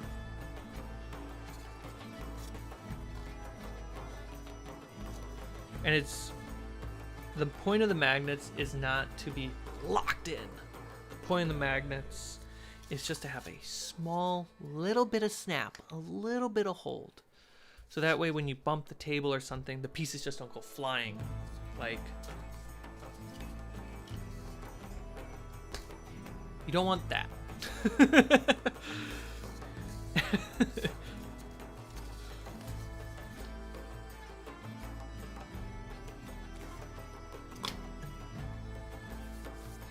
So now that this one single piece has magnets, it has texture, shape, now this one is ready to be primed and begin its coloring process. which is great.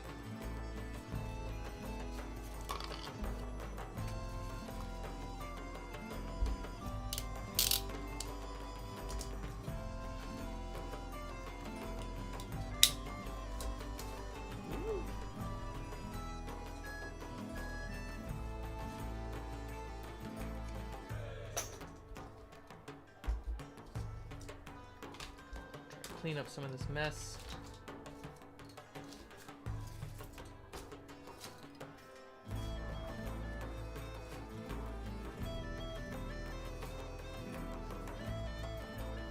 Same premise for 40K? Yeah. It's funny, I don't play 40K. I'm probably just a little intimidated by learning a new rule set at the moment, because I'm neck deep in stuff. But I often think in like wargaming for world building, because military is such an important concept in world building. Whether or not a nation has a strong military, doesn't, what is their military structure a bit like, stuff like that, and how does that impact the world on a geopolitical level. So I do often imagine the army. And I'm like, when we get to the game, it's like the army doesn't matter because we're doing role-playing versus wargaming.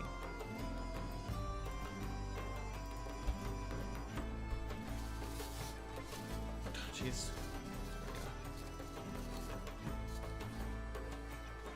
This one. Come on. My stomach is telling me what it needs. It needs substance.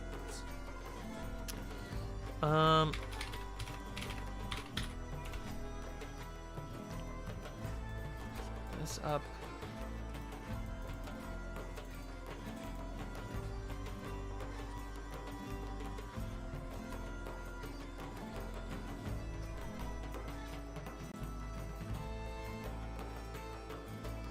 Beautiful.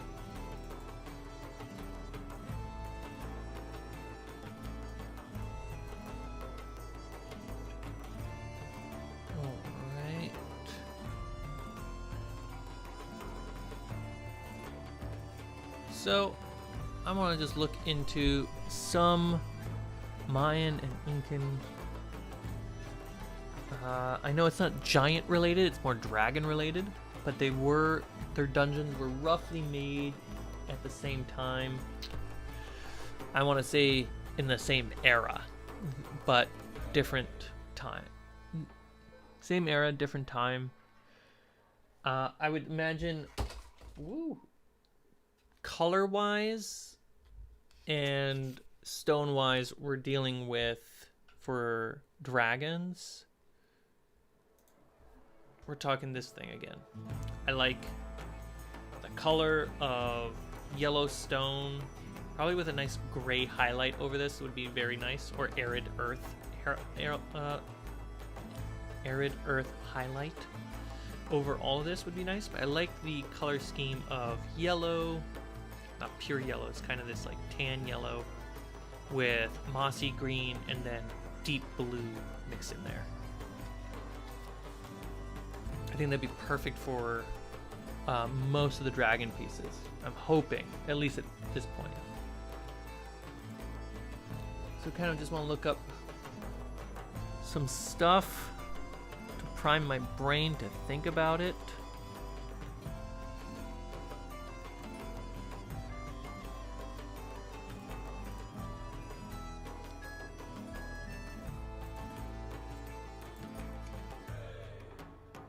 History for kids.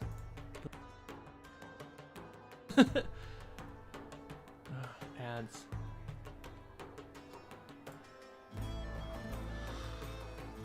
Alright, not using the site. That's how easy that is.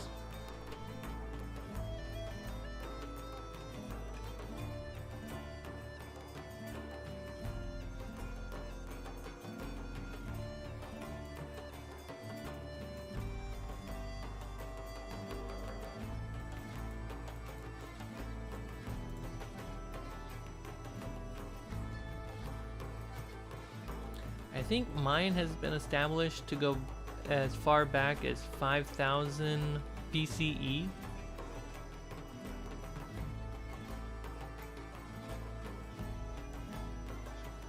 Is it the video game thumbnail? I thought I changed. Oh my goodness, it still is. I thought I had changed it.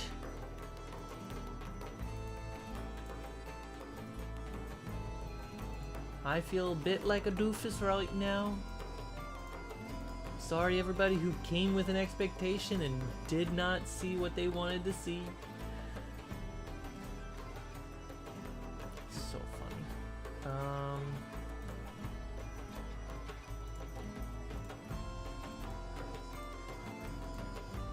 Oh no, I don't know where that thumbnail is.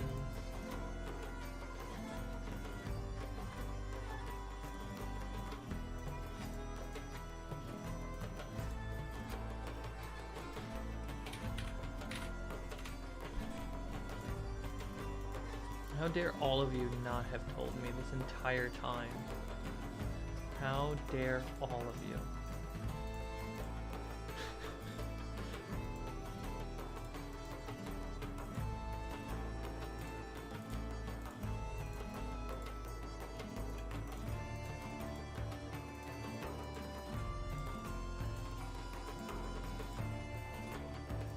That's so funny.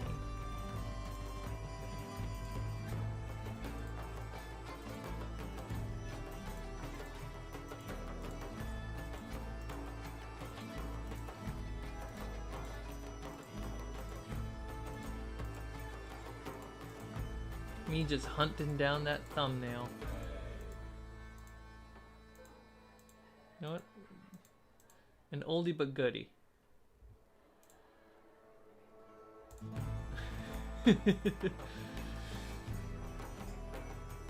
Reign of Blood and Splendor.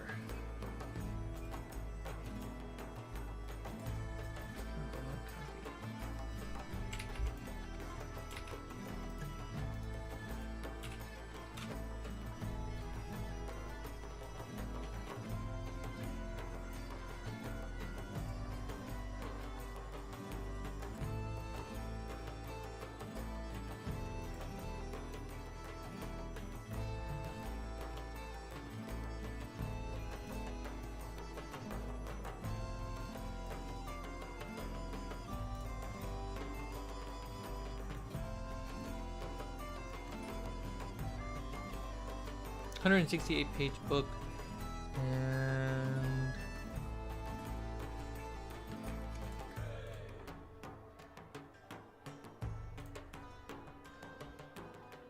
surveys the history and culture of the Aztecs, describes their religious beliefs, daily life, and warfare, and trade. That's not bad.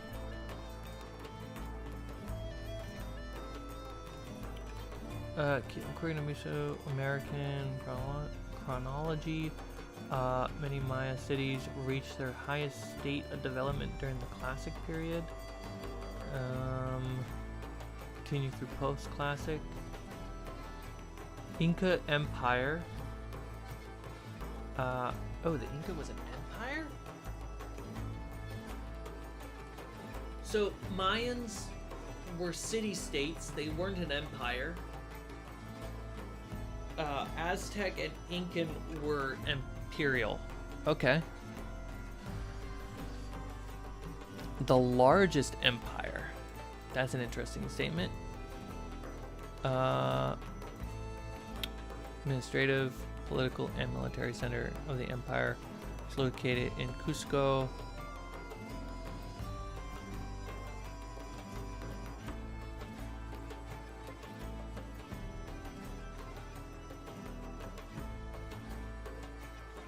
Valley of Mexico, the heart of Aztec civilization. That's just a great sentence.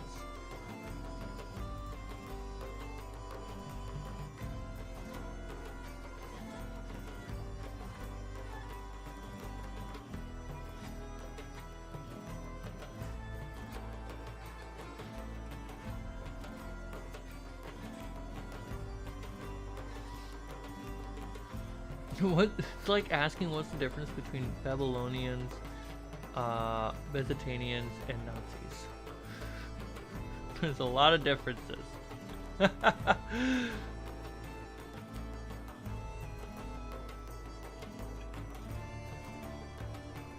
Mayans were supposed to be really bloody. That goes against what I currently understand. Lots of human sacrifices, lots of war.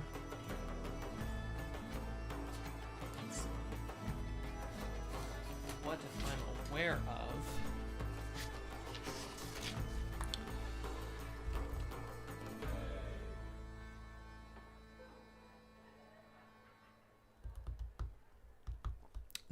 From my understanding, the Aztecs had more war and conquest and sacrifices around those, while Mayans had more self-act of protection blood sacrifices. And often Mayans would, not often, big air quotes, big asterisks, would actually prefer a sports game instead of warfare to resolve conflicts. Incans had cities on mountains. Okay. But some people are now saying that if you really met them, you wouldn't think so.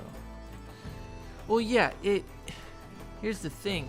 If your culture's built on sacrifice and warfare, you're actually more of a conqueror, because you don't want to just stay in one spot and be sacrificing people day to day. That doesn't make sense. They developed a written number system. Yep. The number system is fucking great. Sports. What's the name of the sport? Polka? The Incans lived in the mountains of Peru. They raised llamas and had a number of currency systems based on knots in rope. Had a numbering and currency system based on knots in rope. Interesting. Take a pencil and write some thoughts.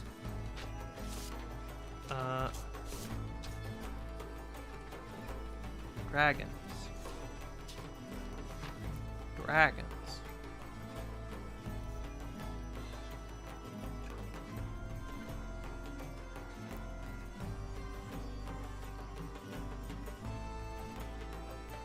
So if Incans were more, broadly speaking, mountain related,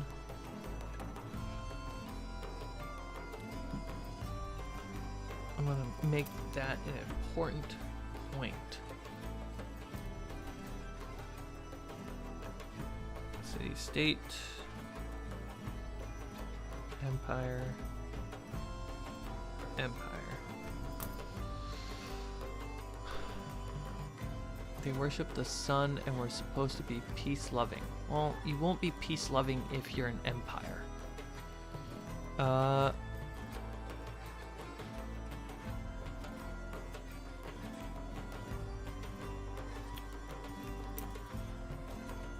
Gold, not a currency.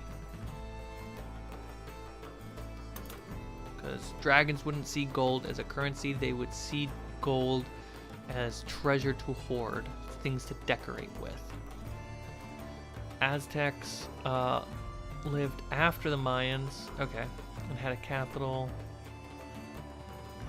They are their primary culture that modern Mexicans look back and identify as their homeland.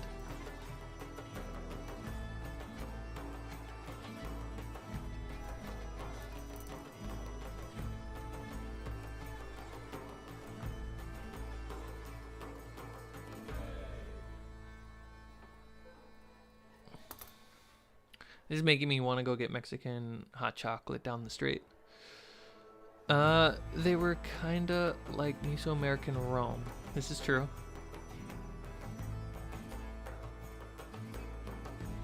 So how I like to research this stuff, so people understand how my brain's working, I like to grab pieces that people say on the internet, because the internet is a massive resource. So grabbing other people's opinions, just snippets, build a silhouette of an idea going on in my head, and then deep dive into books that either reinforce good thoughts or shut down bad thoughts or misleading thoughts. And then also videos of listening to historians, videos listening to people who are from the culture, and whenever possible, talking to people from the culture and getting their opinions. And really looking for correlations that become universal truths within the culture over generations.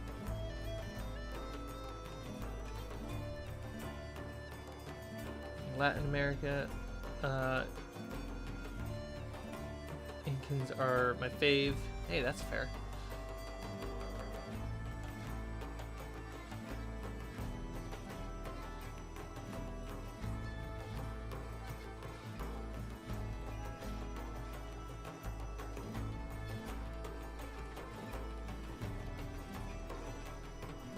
Oh, we'll get there, Big T. That culture is right.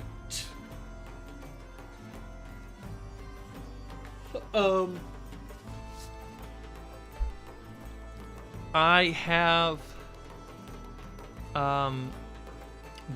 so I'll get into it when we get more into dragon architecture and dragon culture. So we're pulling a lot from Mesoamerican to build draconian culture. When it comes to dragons themselves, we currently have 2 serpent dragons. We have the golden dragon, which is river, and the bronze dragon, which is oceanic.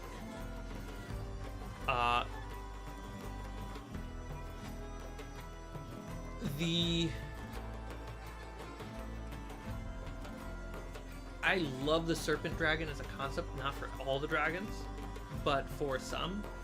The water ones just make a lot more sense, just on an evolution stance. The broad stroke Asian dragon. So you have Korean, Japanese, Chinese, Indian, which already there is you're monolithic in all the culture together, right?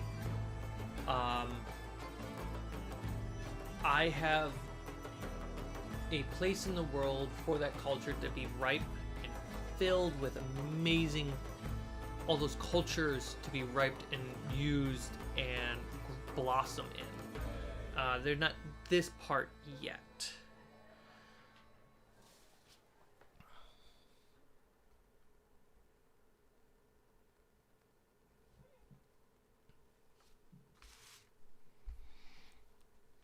Whereas, like, we got fire dragons. They are more European mountainish dragons. Frost dragons and storm dragons, they are very of the European style. I'm curious if I should change forest dragons into more serpent. They're probably going to get more reptilian in design.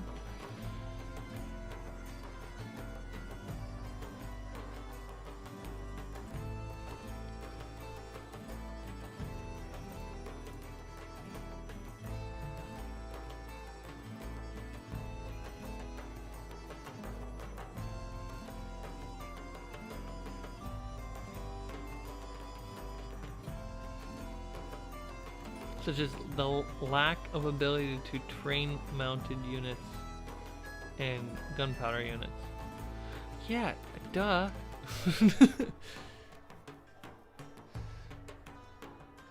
More infantry focused. Oh, this is interesting stuff. Infantry. Their unique unit. The Jaguar Warrior. Fearsome in combat. Okay, Mayans. More archers? That's...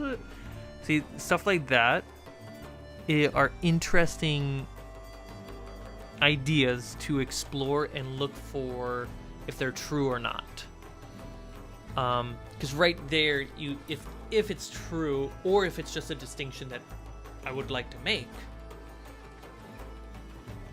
you can have separate dragon cultures right there, ones that that are separated based on what they deem as the way they prefer to hunt, the way they prefer to fight, from range and from close combat. And they haven't merged, which is an interesting concept. Whereas, like, we go to the Jotun dungeons, the giants, they didn't have ranged weapons. No. They're all up front and close. Whereas the elves, they started leaning more into archery. They had short swords, so if you were to go close combat, you're really close. Whereas like the orcs from the giants army, big, almost anime wielding weapons, so it's just big swings. Whereas an ancient Roman elf would go up there to get a clean stab. Or they would prefer archery. I know that I don't know which one yet. It might actually be the elementals, because I have a lot of Shintoism tied to the culture of the elementals, and that's the dominant faith in the world at the moment. The elementals would have developed crossbow magazines.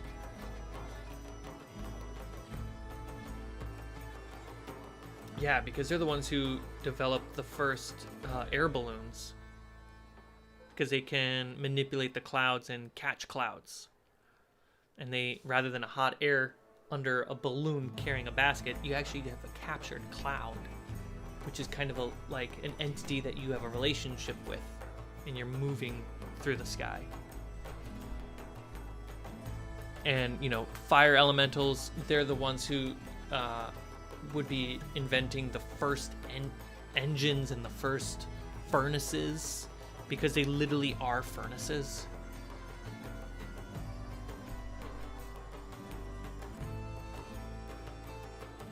So having, in a fantasy world where you have all these different magical ancestries and magical people, especially when the first people are elemental, you can see how technology evolves slightly different.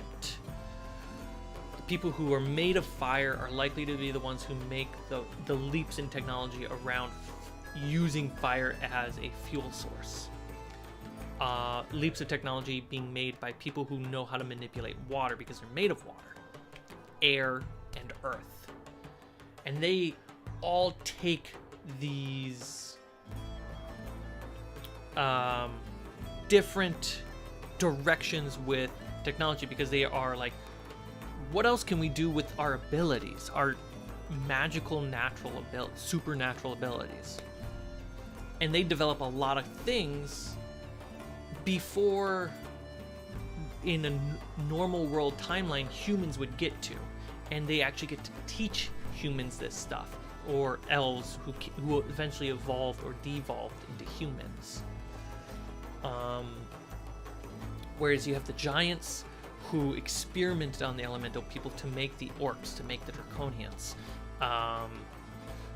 and they experimented on the fae, and they're the ones who really made creation through magic possible, and really set the foundation for magic users, arcane users. And because they were actual creators of life, and they were a part of magic, they became the de facto beginning of divine magic.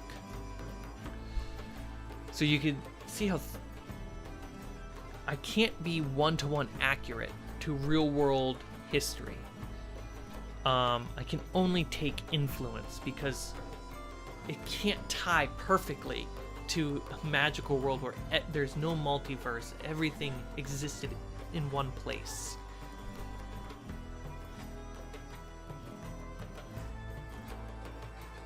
Remind me what we're... My ADHD must have missed something. Oh, this is just world building, my man. I'm kind of explaining my thought process of when I see something on like Reddit where it says Aztecs are more infantry based, but Mayans are more archer based. But then also at the same time, people are saying Mayans became the Aztecs. Well, they wouldn't have forgotten how to use archery. But the single sentiment of this culture is more archer based and this culture is more infantry based is a concept that you can take and go, okay, there can be, if Mesoamerican culture is going to be the foundation for dragon culture, a group that is focused on archery, a group that's focused on infantry is interesting and separates them. And there's room for those that are together at the same time. And you kind of think about culturally, what were the influences in here that you can use to tie into dragons that would say archery is the best way, infantry is the best way. So those are all the thoughts that are going through my head when I see sentences like this.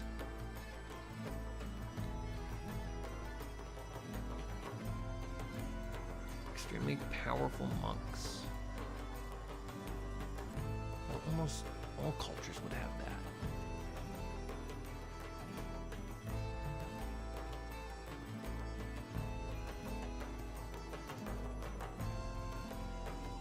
Oh, this is video game logic. He's talking about a video game. Asterisk that.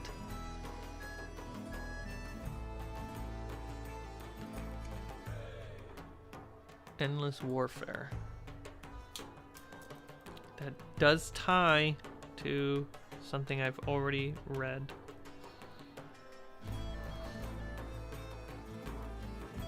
According to their religion. Interesting. That's an interesting distinction, which we can tie back to the dragons, which are de facto gods of the draconian people. So if we want to tie warfare to dragons, which is actually true in the world building, because the Age of Wrath is a crusade of dragons attacking the giants and creating essentially the first world war of its kind. And even the musical themes of Age of Wrath and dragons are the musical themes of war.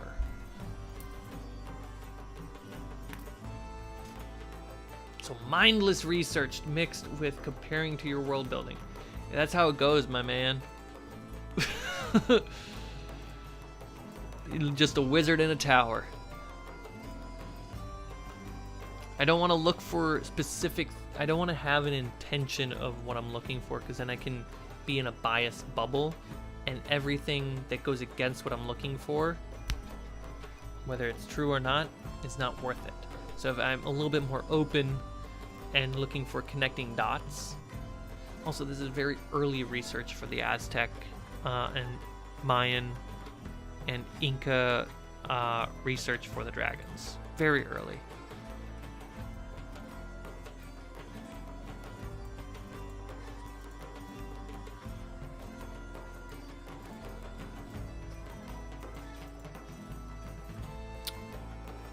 That's a good sentence to remember.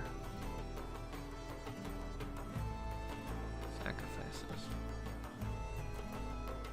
Buried.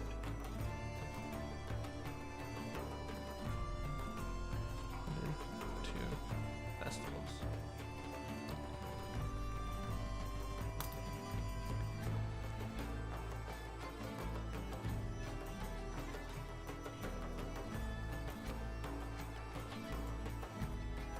And here's an interesting thing to remember, to think about, where this person says all males are raised from birth to warriors. Don't know if that's true. It's likely not. It's likely an over-exaggeration. For draconians, they're dragons. They don't have male or female genitalia. All draconians can lay eggs. All draconians can be a parent. But raised from birth to be warriors is an interesting concept. Raised to be warriors. Where does that come from? Comes to Nordic stuff. I mean, where do we want to do? We want to go Sax, pre-England. We can go Germanian. We can do oh man, who are their neighbors? Is it a C or a G? Gauze? Nope. Man, who are the neighbors of the Germanians?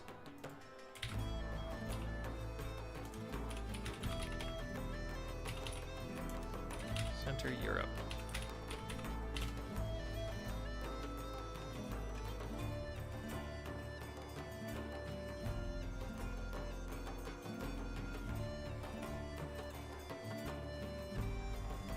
Who were in the East?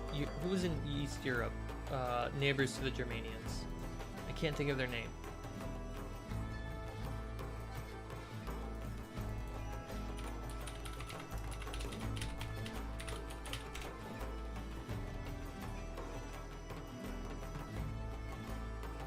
My brain is stuck on this. And then we have also different types of Nordics. So we have the Nordics from the Nordic countries, right? Far north. A lot of traditional giant culture hails from that because they were just some of the tallest people born. I think it has a lot to do with having more relationship to a gene connected to the Neanderthals, because Neanderthals were on average, I think it was 6 to 7 feet tall or some shit like that, with the rare occasion of 8-footers. A lot of the stories about giants that we have hail from Nordic trolls and stuff like that. The most common, I think, giant stories that passed through Central Europe actually hail from Rome, because the Nordics and the Germanians would use stories of their ancestors, stories of their people, and then sometimes show up being huge, and the Romans would say they're giants, and that story would get over exaggerated. Just overall thought, they kept evolving through the times as well, depending on where. I was aiming at Viking, during the post of invasion on England. Pre, during, and post. Yeah, so Vikings, one of the fun facts that I know about Vikings is we have that Nordic, or what's the word? I want to make sure I get my words right, because words are important, guys.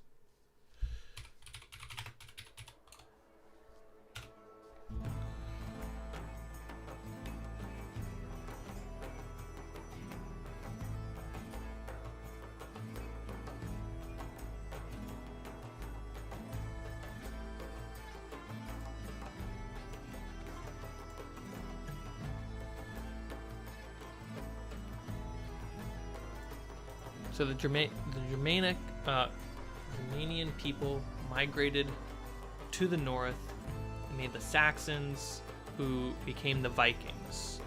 There's Old Saxon, Old High Germany.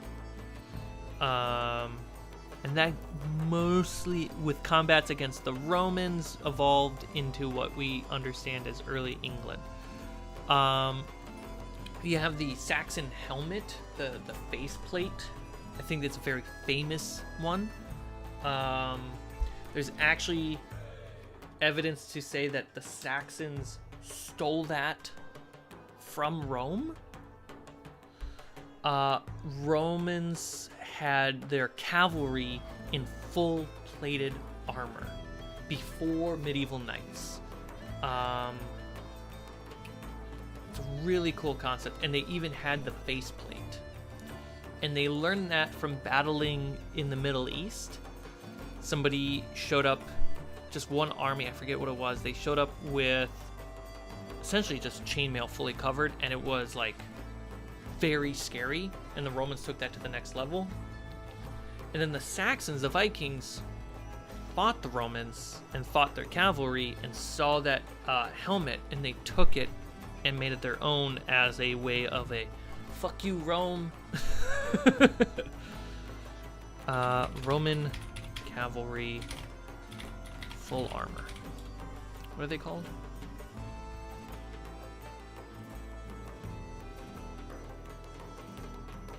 It's like late cavalry too.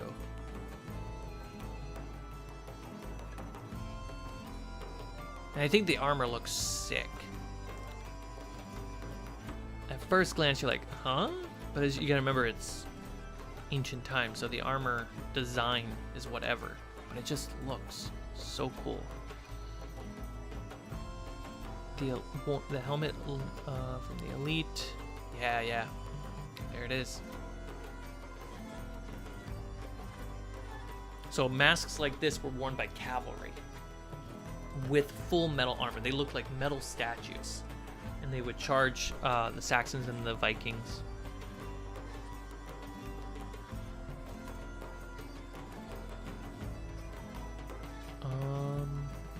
See what images bring up. So I can try to show it. There's the helmet. These were Roman helmets by the cavalry. Here is an artistic rendering, but look at the sleeves. These guys back here are way more accurate.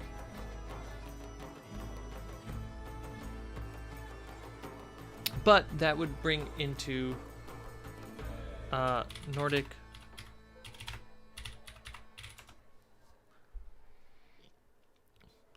Dude, that's a sick sci-fi helmet. That would evolve into this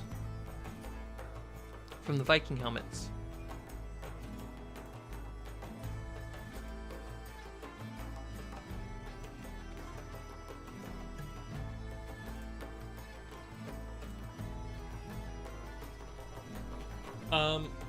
For my giant culture, which becomes orc culture, I'm trying to make them, they originate in a very zealot community-based culture because they're worshipping and made by the giants in the Age of Thunder. The orcs evolve into a little bit more sophisticated socialism meets military, and it kind of just works the right way. I've explained it in another stream. I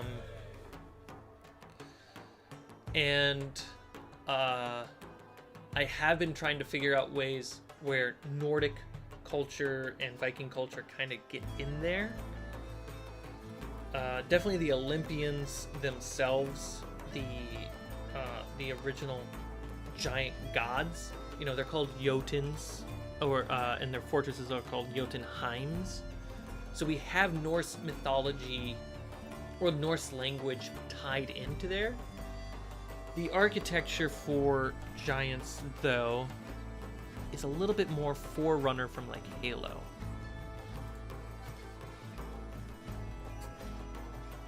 Right? A little bit more sci-fi. Because I want it to feel a bit of that feeling of when we look back in our history and we see the technological achievements from ancient Egyptians and Romans. We're genuinely impressed, and when we're young and we don't know enough, we're mind blown. So I wanted to have that experience with architecture for the Giants. Tying Norse into it and Norse mythos, I have to get really deep into the pantheon and the culture of Orc, and I think that's where it's going to live. That tied with this architecture, I think would be really cool. You're taking things from Norse mythos. So, you know, orcs would have great halls. That's not mythos, that's a cultural thing. Orcs would be battling elves. So, and elves are ancient Romans. So it makes sense that the orcs would have a Nordic inspiration. So we could tie a lot of those stories together. North mythos, the pantheon of the orcs, the giant gods. On Discord, I recently I'm trying to see what the thing is. On Discord, in the world building lore doc, I kind of did a little bit of a write-up of the Age of Thunder, Jotun Olympian giants. I don't really dive too much into their culture, but I do talk about some of their gods. The Age of Thunder. So we have the Poet of Time, the Fertile Sorcerer, the Lady of Storms, Lord of Seas, Lady of Volcano, the Mountain Smith, and the Frozen Conqueror.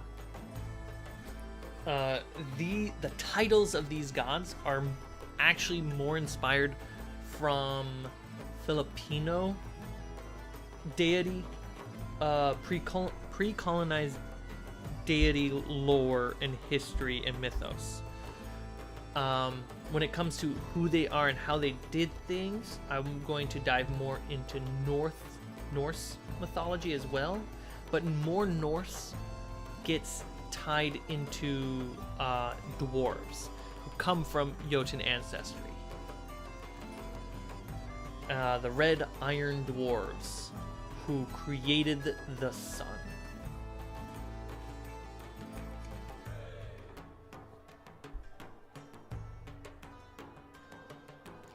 And that's mostly because dwarves themselves have a mythos tied to the history of Germany and Norse mythology.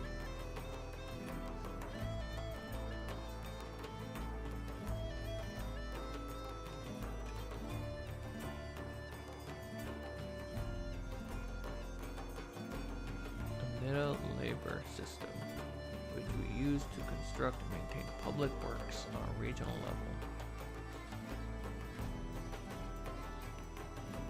What do you mean by that?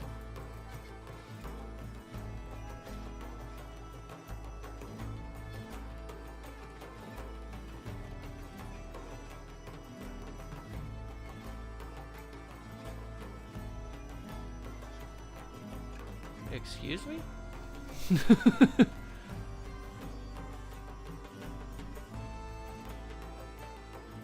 A form of tribute to government in the form of labor? Mida. Yeah, okay. A word that would build into military.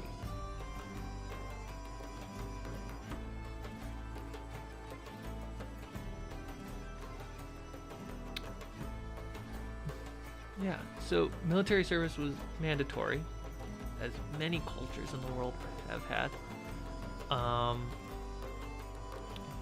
But they would use the military for... This person's claiming that they would use the military for construction and maintain public works. So the military also was a de facto public service and militia put together.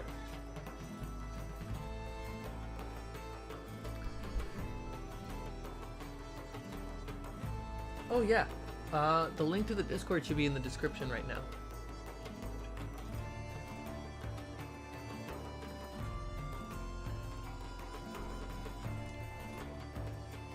We got, in the Discord, we have places to read the lore of the world, places to share your D&D games, chat about arts and craft, chat about dice, because everyone loves their dice.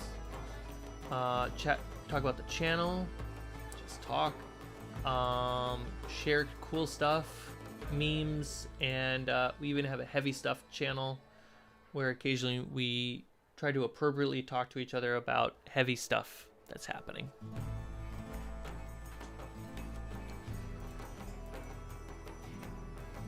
And also you get notifications on the Discord for when I go live or stuff like that. They used Quipu. Hades, you probably know more about this right now. If I find links for the books, I send you those over Discord? Yeah, you can send those over Discord. Sorry, I didn't see that yet.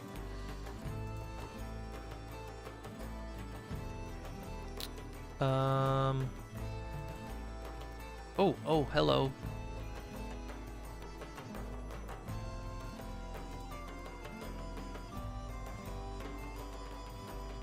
Uh-huh. Okay.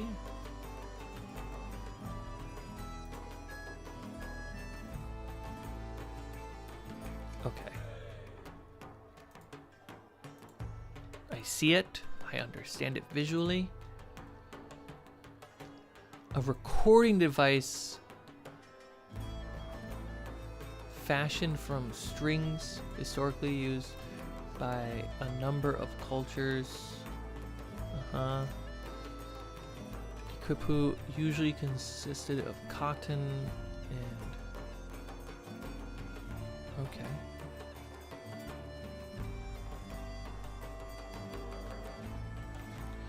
Contain categorization information based on 3 dimensions of color, order, and number. Incan people used it collecting data and keeping records. For monitoring tax obligations, for collecting census?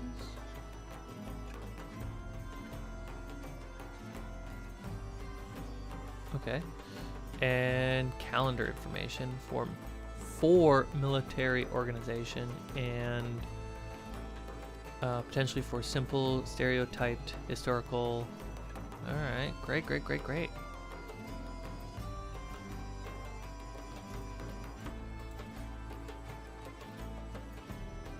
How do you track it? Configuration. Equipa could be used as compared as a string mop.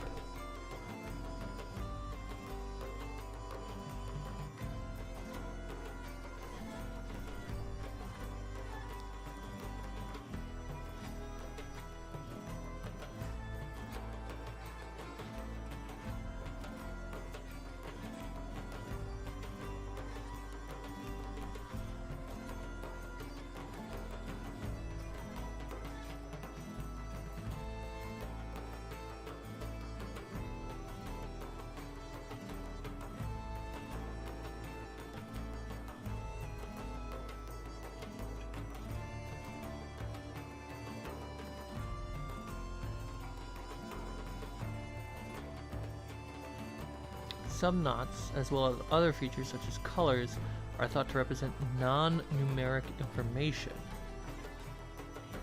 So different types of knots. Damn.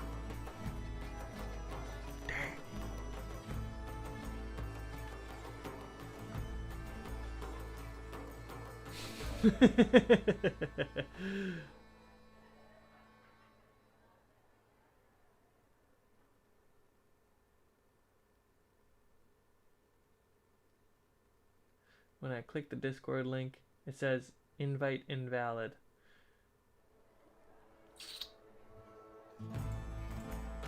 Sneaky, you're already in, right? Maybe that's why?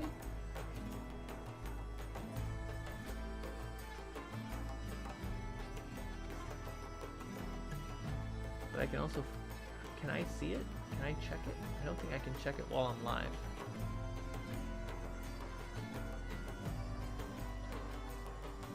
We're going on to 3 hours.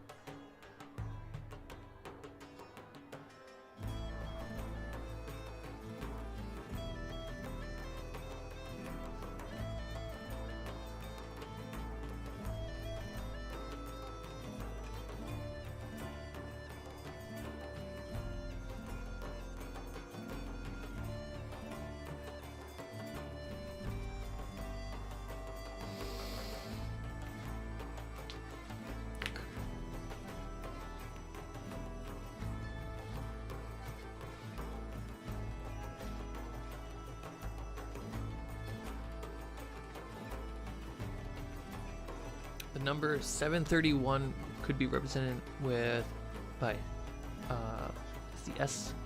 What's the S stand for? Sevens, threes, and eights.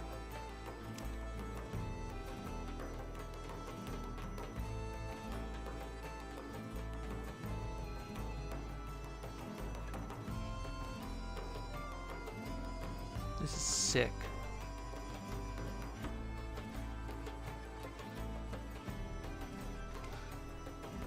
There's no way my childhood brain would have been able to comprehend all this on top of the stuff that they're already trying to teach you. Years. Alright, this is a deep dive that needs to happen. Cool. Save you.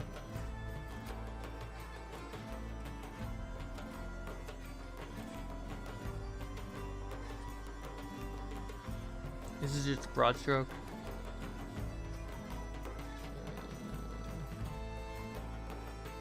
I swear I've seen a couple places where it says 5,000. I don't know why people are shorthanding this.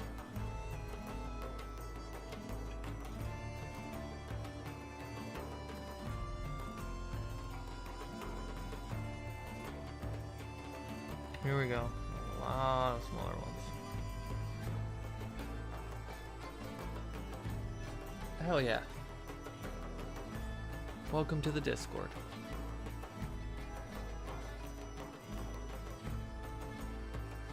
I know a little bit more about the pyramids, which I was fascinated with. Is there a difference between the Mayan and Aztec ones?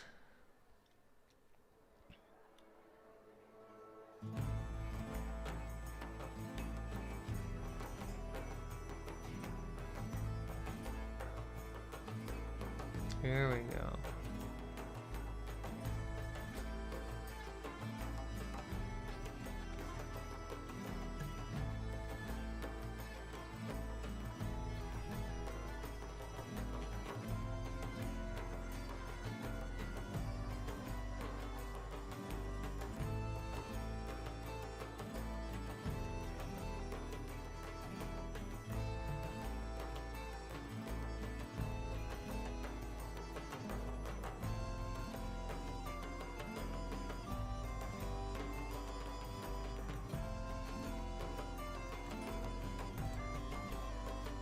Jeez.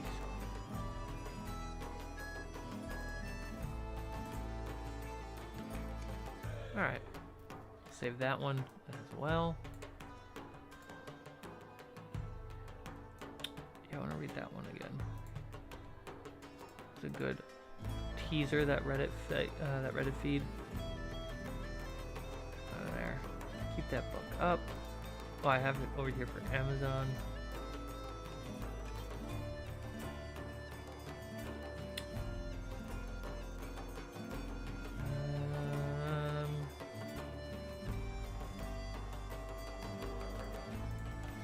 this website? I don't think I've been to this website.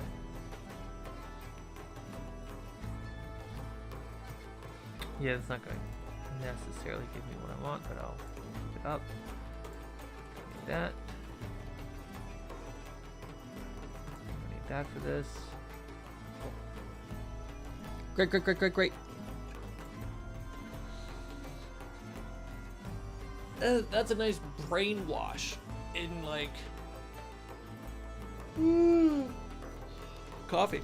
Nice brain bath, not brain wash. Brain bath in like, okay, go into learning cultures that I don't understand, taking some things that stand out to me, absorbing it, walking away, coming back another day.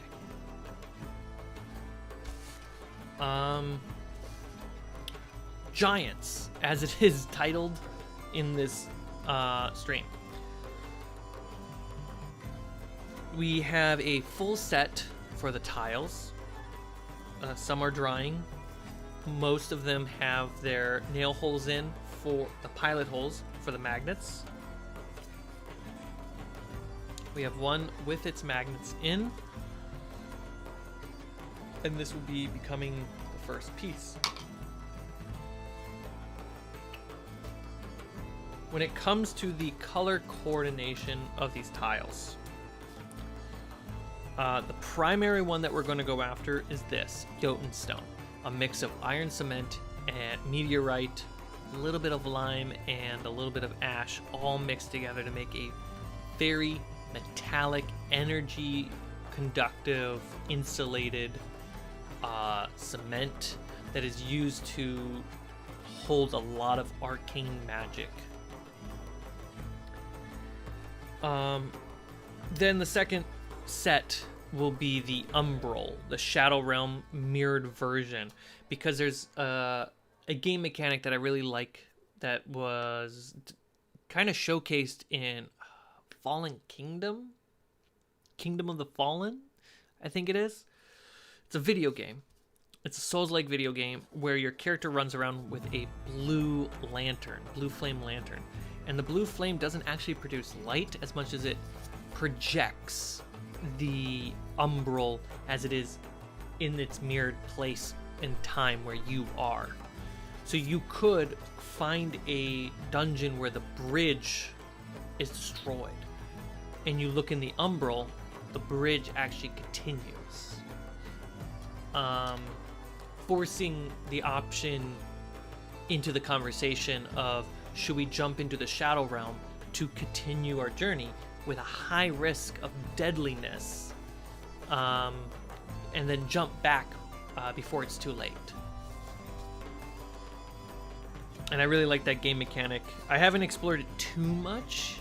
I've been mostly experimenting with blue flame and ways to communicate that to players, and seeing the right way and the wrong ways to communicate that, what's too confusing, what's not. And I'm honing that in. And then once I have one set of tiles that I can actually experiment showcasing it, that's going to be groundbreaking for this mechanic.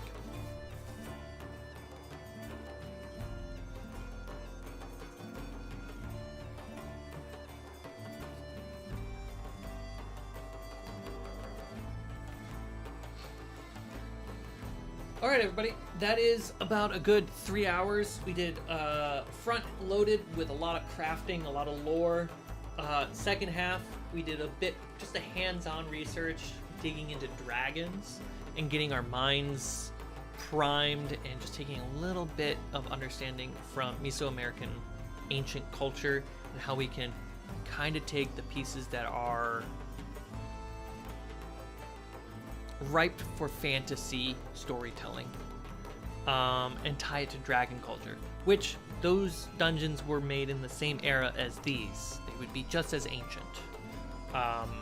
So it's good research.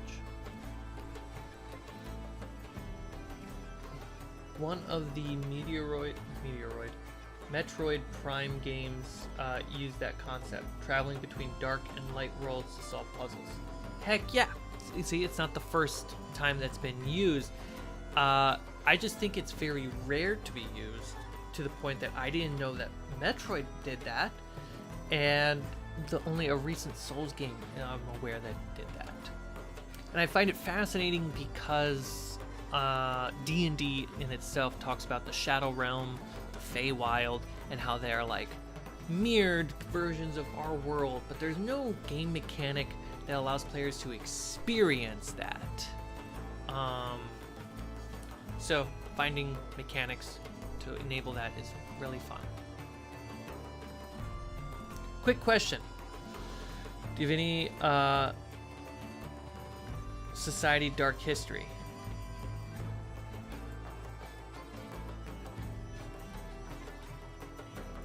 Can you elaborate on Society Dark History?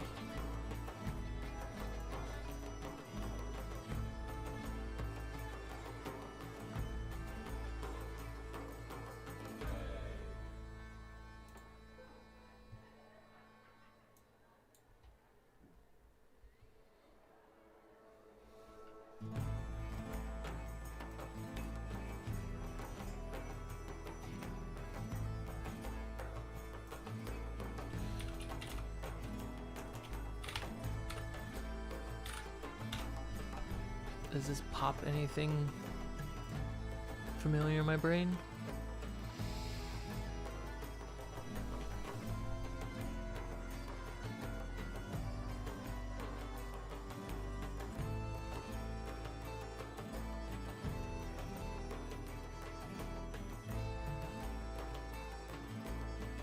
Oh, yes.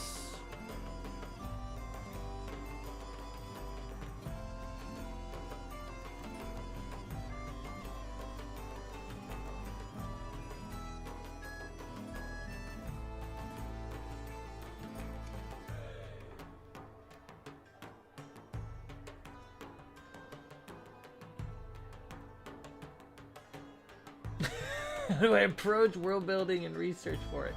It's tough. It's tough to word it because I'm trying to not say I'm monolithicing groups of distinct individual cultures into their broad stroke culture.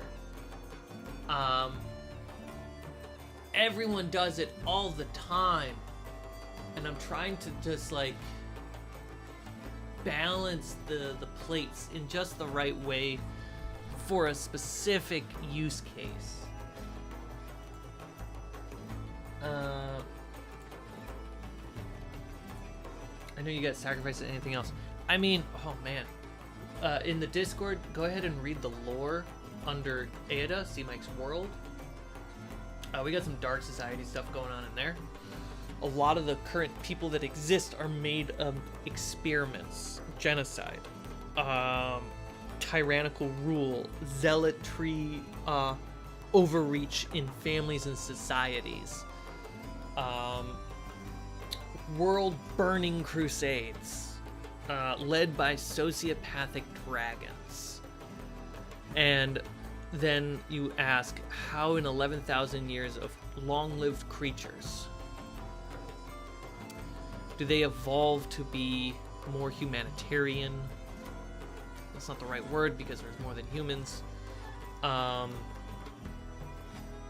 We also have cultures of Set, which are snake people, snake demon-like people who run Viper's Tongue, a city in the Southlands that is literally built off the back of the slave trade.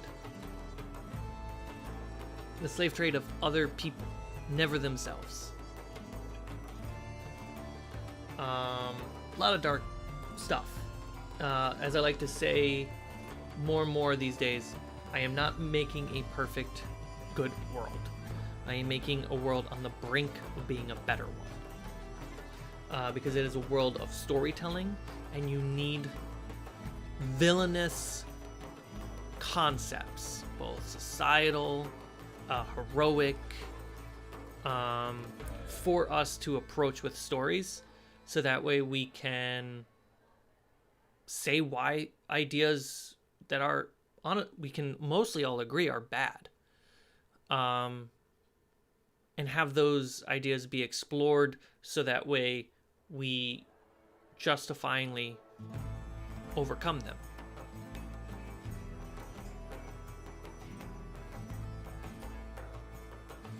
Bioweapons, self-sacrifices, militarization sacrificing, refugees, and the mistreatment of them. It's all over the place. But it's more about how do you utilize all those concepts for story. And in that case, how do you use those stories to teach people to be better to each other, and to have more empathy, and to communicate and stop fighting. And take care of the world that we live in.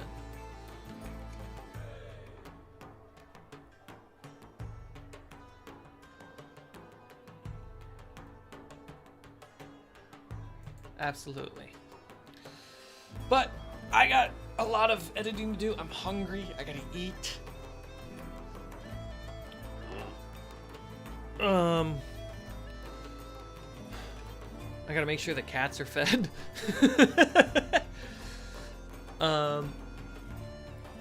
Thank you guys so much for hanging out with me. Big T, welcome to the family. You guys, I stream crafting, a little bit mix of crafting and world building all in one. I try to do it every Thursday morning, Sunday morning, PTSD, Jesus.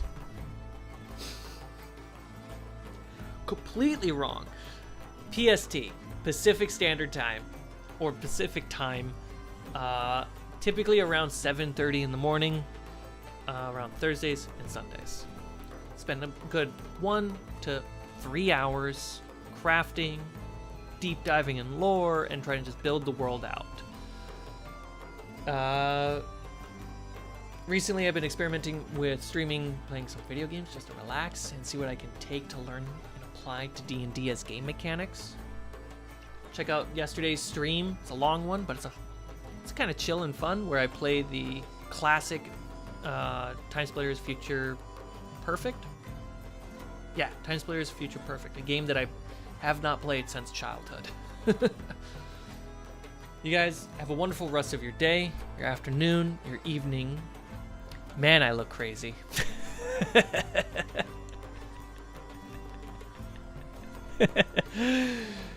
And I hope you and your loved ones are safe and can say I love you to each other.